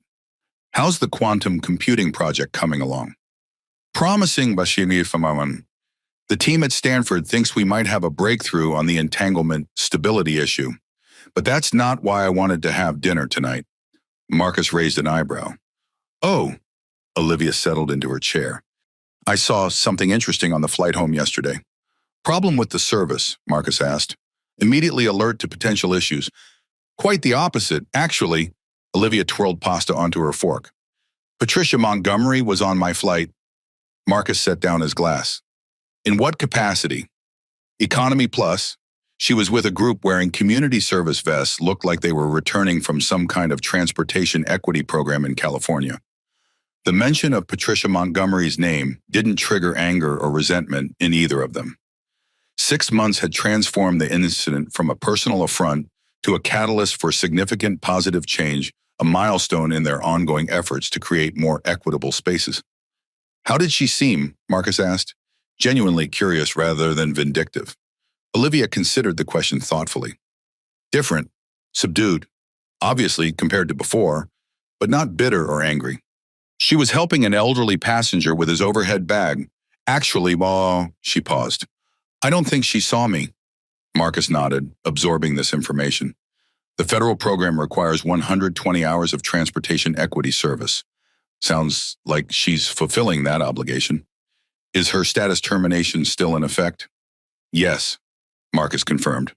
Though she did appeal the miles forfeiture through her attorney. We reached a structured compromise, the miles remain forfeited. But she can earn back limited travel privileges after completing all federal requirements and demonstrating consistent behavioral change. Olivia nodded approval. Proportionate, accountability with a path forward. She took a sip of water. Have you seen the industry report that came out yesterday? The Reynolds protocol data. Just the highlights. 17% reduction in reported discrimination incidents across participating carriers. 82% crew satisfaction with consistent enforcement policies. The most interesting finding was passenger perception. Olivia noted, premium travelers reported feeling their experience was enhanced by consistent standards, not diminished by removing status exceptions, exactly the opposite of what industry executives feared. Marcus smiled slightly. People generally prefer clear boundaries consistently applied over arbitrary privilege, even those benefiting from the latter. It just took concrete evidence to convince the industry. They ate in comfortable silence for a moment, both reflecting on the unexpected ripple effects from what had begun as an unpleasant personal incident. I've been thinking about next steps, Marcus said eventually. The protocol has been effective within air travel, but the same principles could apply to other transportation sectors: rail, rideshare services, cruise lines. Hospitality too, Olivia added. Hotels and restaurants face similar challenges with status-based enforcement disparities. The conversation shifted into the familiar territory of problem-solving and system design, the intellectual partnership that had characterized their relationship since Olivia's earliest years. Catherine's death had transformed their bond from the typical father-daughter relationship into something unique, equal parts family, friendship, and professional collaboration. The key insight, Marcus noted, was removing status considerations from enforcement decisions entirely, not just saying they don't matter, but structurally eliminating them from the process. Olivia nodded. That's what makes the protocol transferable to other contexts. It's not about specific rules, but about the decision framework itself. As they continued discussing potential applications, a news alert appeared on Marcus's tablet. He glanced down, then turned the screen so Olivia could see the headline. Transport tweet: Asian industry leaders announce adoption of Reynolds accountability framework across sectors. The accompanying photo showed executives from airlines, railways, cruise lines, and rideshare companies at a joint press conference, with the Reynolds protocol documentation prominently displayed. Looks like others had the same idea, Marcus observed with satisfaction. Olivia smiled. The best kind of progress ideas that take on lives of their own. They continued dinner, their conversation shifting to Olivia's research and Marcus's upcoming industry conference. The Montgomery incident had become a reference point rather than a fresh wound, a catalyst for systematic improvement rather than a source of lingering resentment. As they cleared the dishes, Olivia paused. You know, I've been thinking about something Dr. Martinez said about quantum entanglement. Once particles become entangled, they remain connected regardless of distance. Actions affecting one instantaneously affect the other. Marcus raised an eyebrow. Sounds like you're finding physics metaphors for social systems again. Olivia grinned. Occupational hazard. But there's truth to it. What happened 6 months ago created connections and consequences that continue resonating through systems far beyond that single flight. The physicist in you sees entanglement. The CEO in me sees leverage points in complex systems. And the human in both of us. Marcus considered this thoughtfully. Sees that accountability, properly structured, creates opportunity for growth that wouldn't exist otherwise. Olivia nodded. For everyone involved. Even Patricia Montgomery. They moved to the living room, continuing their conversation as the city lights began to sparkle against the darkening sky. The incident that had begun with discrimination had evolved into something far more significant, a framework for consistent accountability that was transforming entire industries. More importantly, it had reinforced what both Marcus and Olivia had always known. Creating equitable systems wasn't just morally right, but pragmatically effective. When rules applied consistently regardless of status, everyone's experience improved, a truth now supported by measurable data across multiple sectors. As their evening continued, neither felt the need to dwell further on Patricia Montgomery or the original incident. The personal affront had been transformed into professional purpose, creating ripple effects that would benefit countless travelers who would never know the catalyst for the changes improving their experiences. That transformation from individual incident to systemic improvement represented the true resolution, far more meaningful than any punishment or consequence could have been alone. The screen fades to a simple, elegant background as the narrator addresses the audience directly. What you've just witnessed isn't merely a story of karma striking an entitled passenger. It's a case study in how accountability, when properly structured, can transform individuals and systems alike.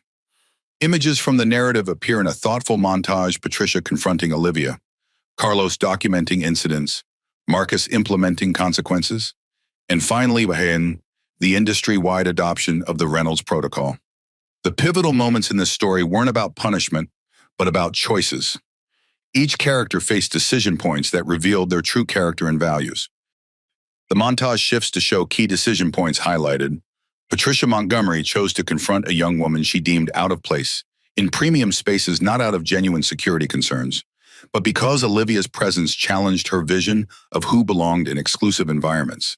This single decision, made in a moment of entitled judgment, set in motion consequences that would dismantle her carefully constructed privileged existence. The screen shows Carlos Rodriguez documenting incidents while maintaining professional composure. Carlos chose professionalism over appeasement, documentation over dismissal, rather than simply placating a high-status customer at the expense of another passenger's dignity. He followed protocols consistently and created the evidentiary foundation for meaningful accountability. The image shifts to Marcus Reynolds reviewing evidence and implementing consequences. Marcus chose proportionate accountability over both excessive punishment and easy forgiveness. As both a father and a CEO, he had to balance personal concern with professional responsibility, delivering consequences that match the violations without becoming vindictive. The montage shows Olivia focused on her quantum physics work despite the harassment. And Olivia chose dignity over distraction, maintaining her focus on extraordinary work rather than allowing discrimination to define her experience. Her quiet resilience represented perhaps the most powerful choice of all, refusing to internalize others' limited perceptions. The narrator continues more conversationally. What makes this story particularly relevant is how it reflects choices we all face in our daily lives. While few of us have the authority of a CEO or the influence of a corporate policy, we all encounter moments where we must decide, do we speak up when we witness discrimination or remain silent? Do we hold people accountable regardless of their status or make exceptions based on privilege? Do we create documentation that enables justice or look away for convenience?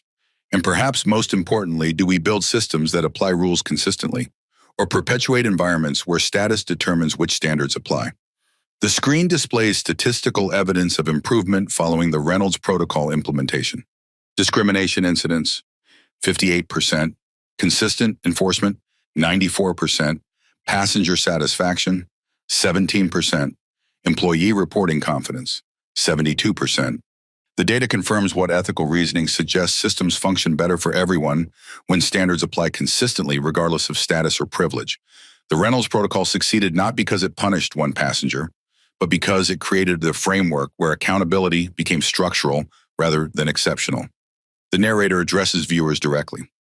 As you reflect on this story, consider the environments you inhabit: workplaces, schools, social spaces, online communities.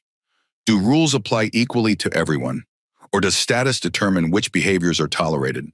Are documentation systems in place to support accountability, or are incidents dismissed without record? Does your community value consistent standards or flexible enforcement based on privilege? The screen shows ordinary people in various settings: workplaces, public transportation, schools, making small but significant choices that impact others. Change doesn't require corporate authority or policy control. It begins with individual choices to document rather than dismiss, to speak rather than silence, to uphold standards consistently rather than selectively. These small decisions, multiplied across countless interactions, create the conditions for systems that value dignity over deference, accountability over appeasement, and equity over exclusivity. The narrator's tone becomes more personally engaging. What choices will you make the next time you witness discrimination in your environment? Will you document, speak up, or support consistent accountability? Or will convenience, conflict avoidance, or status considerations guide your response? The final montage shows the ripple effects of the Reynolds Protocol extending beyond airlines to other transportation sectors, hospitality industries, and public spaces. Patricia Montgomery's story isn't simply about consequences for one person's behavior. It's about the transformative potential of accountability systems that apply equally regardless of wealth, status, or privilege. It's about creating environments where everyone's dignity is protected by the same consistent standards. The screen returns to the narrator, now joined by individuals representing diverse backgrounds and experiences, all nodding in agreement with the core message.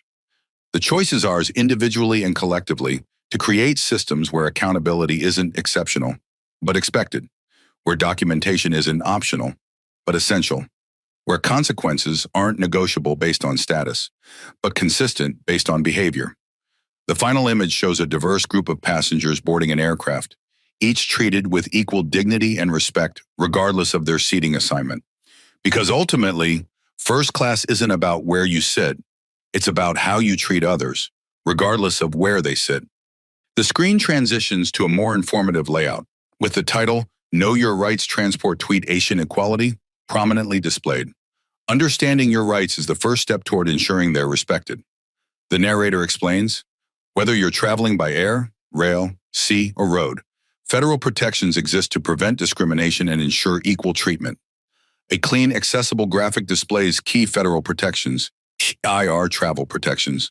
427 prohibits discrimination by air carriers based on race, color, national origin, religion, sex, or ancestry. 14. CFR 9111 prohibits interference with crew members in performance of duties. DOT, Passengers Bill of Rights, establishes minimum standards for passenger treatment. Additional transport tweet Asian protections. Title VI of the Civil Rights Act prohibits discrimination in programs receiving federal funding. Americans with Disabilities Act requires reasonable accommodations in transportation. Federal Transit Administration regulations establishes equity requirements for public transit. Beyond knowing these protections, effectively documenting discrimination is crucial for accountability. The narrator continues as the screen shifts to practical guidance. Documenting discrimination effectively. Record safely. Use your phone's camera or voice recorder when legal and safe to do so. Many states allow recording in public spaces where there's no expectation of privacy. Note details promptly, document time, location, employee names / numbers, witness information, and specific statements or actions as soon as possible while memory is fresh. Preserve evidence, save boarding passes, tickets, receipts, and any written communications related to the incident. Request official documentation, ask for incident reports, complaint confirmation numbers, or written acknowledgement of your concerns from staff or management. Follow reporting protocols. File formal complaints through official channels first before sharing on social media. Airlines DOD Aviation Consumer Protection Division, Public Transit Federal Transit Administration, Office of Civil Rights, Rideshare Company, Compliance Departments, and Local Transportation Authorities. Cruises Federal Maritime Commission and cruise line corporate offices. The information shifts to practical advice for being an effective bystander. Support tweeting others experiencing discrimination. Direct intervention. When safe, calmly address discriminatory behavior. That comment seems inappropriate, or they were actually next in line. Delegation brims. Alert staff or authorities to the situation when direct intervention isn't advisable. Distraction.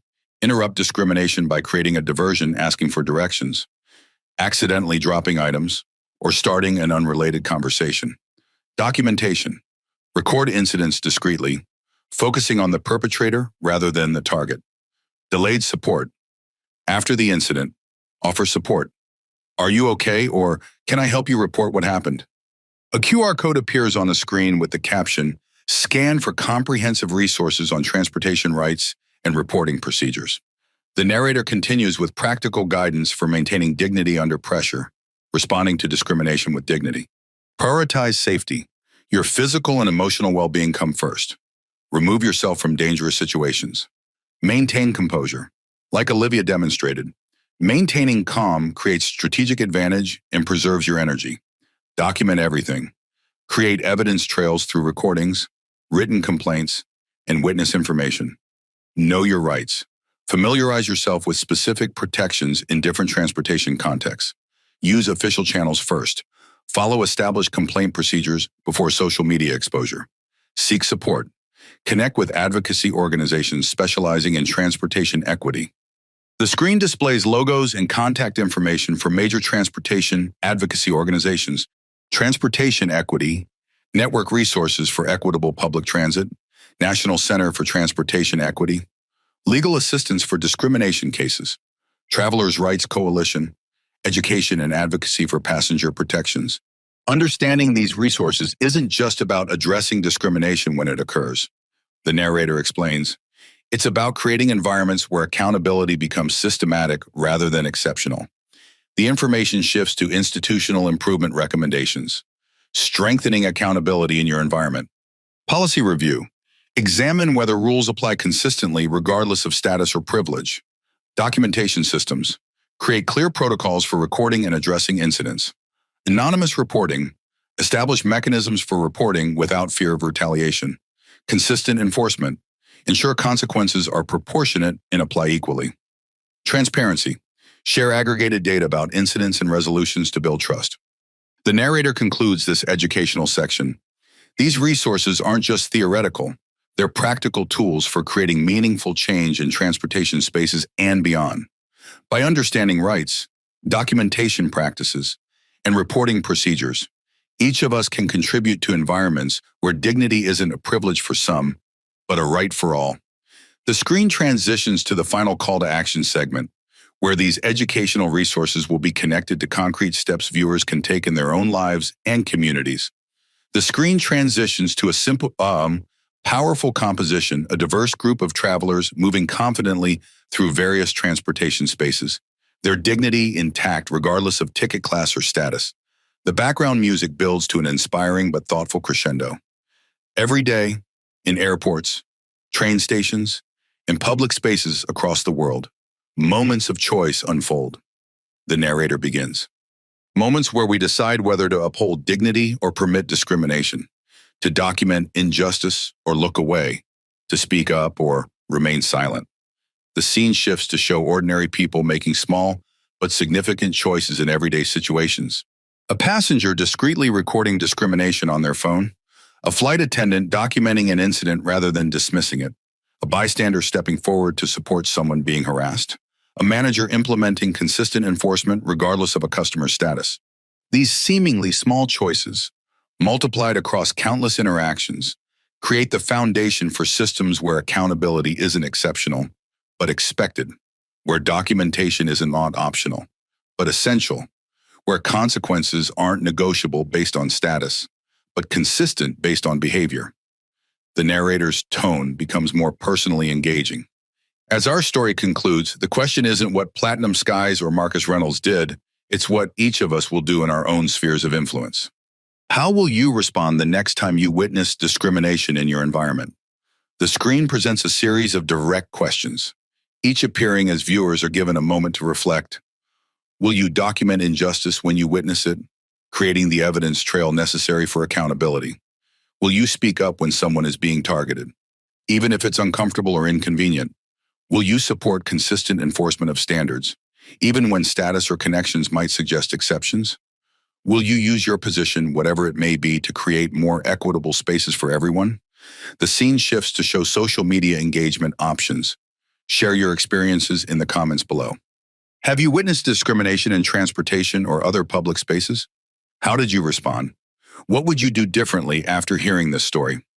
Your stories matter not just as personal accounts, but as contributions to our collective understanding of how discrimination manifests and how accountability can transform environments. The narrator continues with specific engagement prompts. Tag 3 friends who exemplify inclusive leadership or who have stood up against discrimination in powerful ways. Their examples deserve recognition and can inspire others. Use hashtag Dignity in Travel to join the broader conversation about creating transportation spaces where everyone is treated with equal respect regardless of ticket class, appearance, or background. The screen displays subscription and notification options. Subscribe to our channel for more stories that examine the complex interplay between privilege, accountability, and systemic change. Ring the notification bell to ensure you don't miss our upcoming series on equity in public spaces. Next week, we'll explore how documentation transformed accountability in healthcare settings, creating more equitable treatment protocols regardless of patient demographics.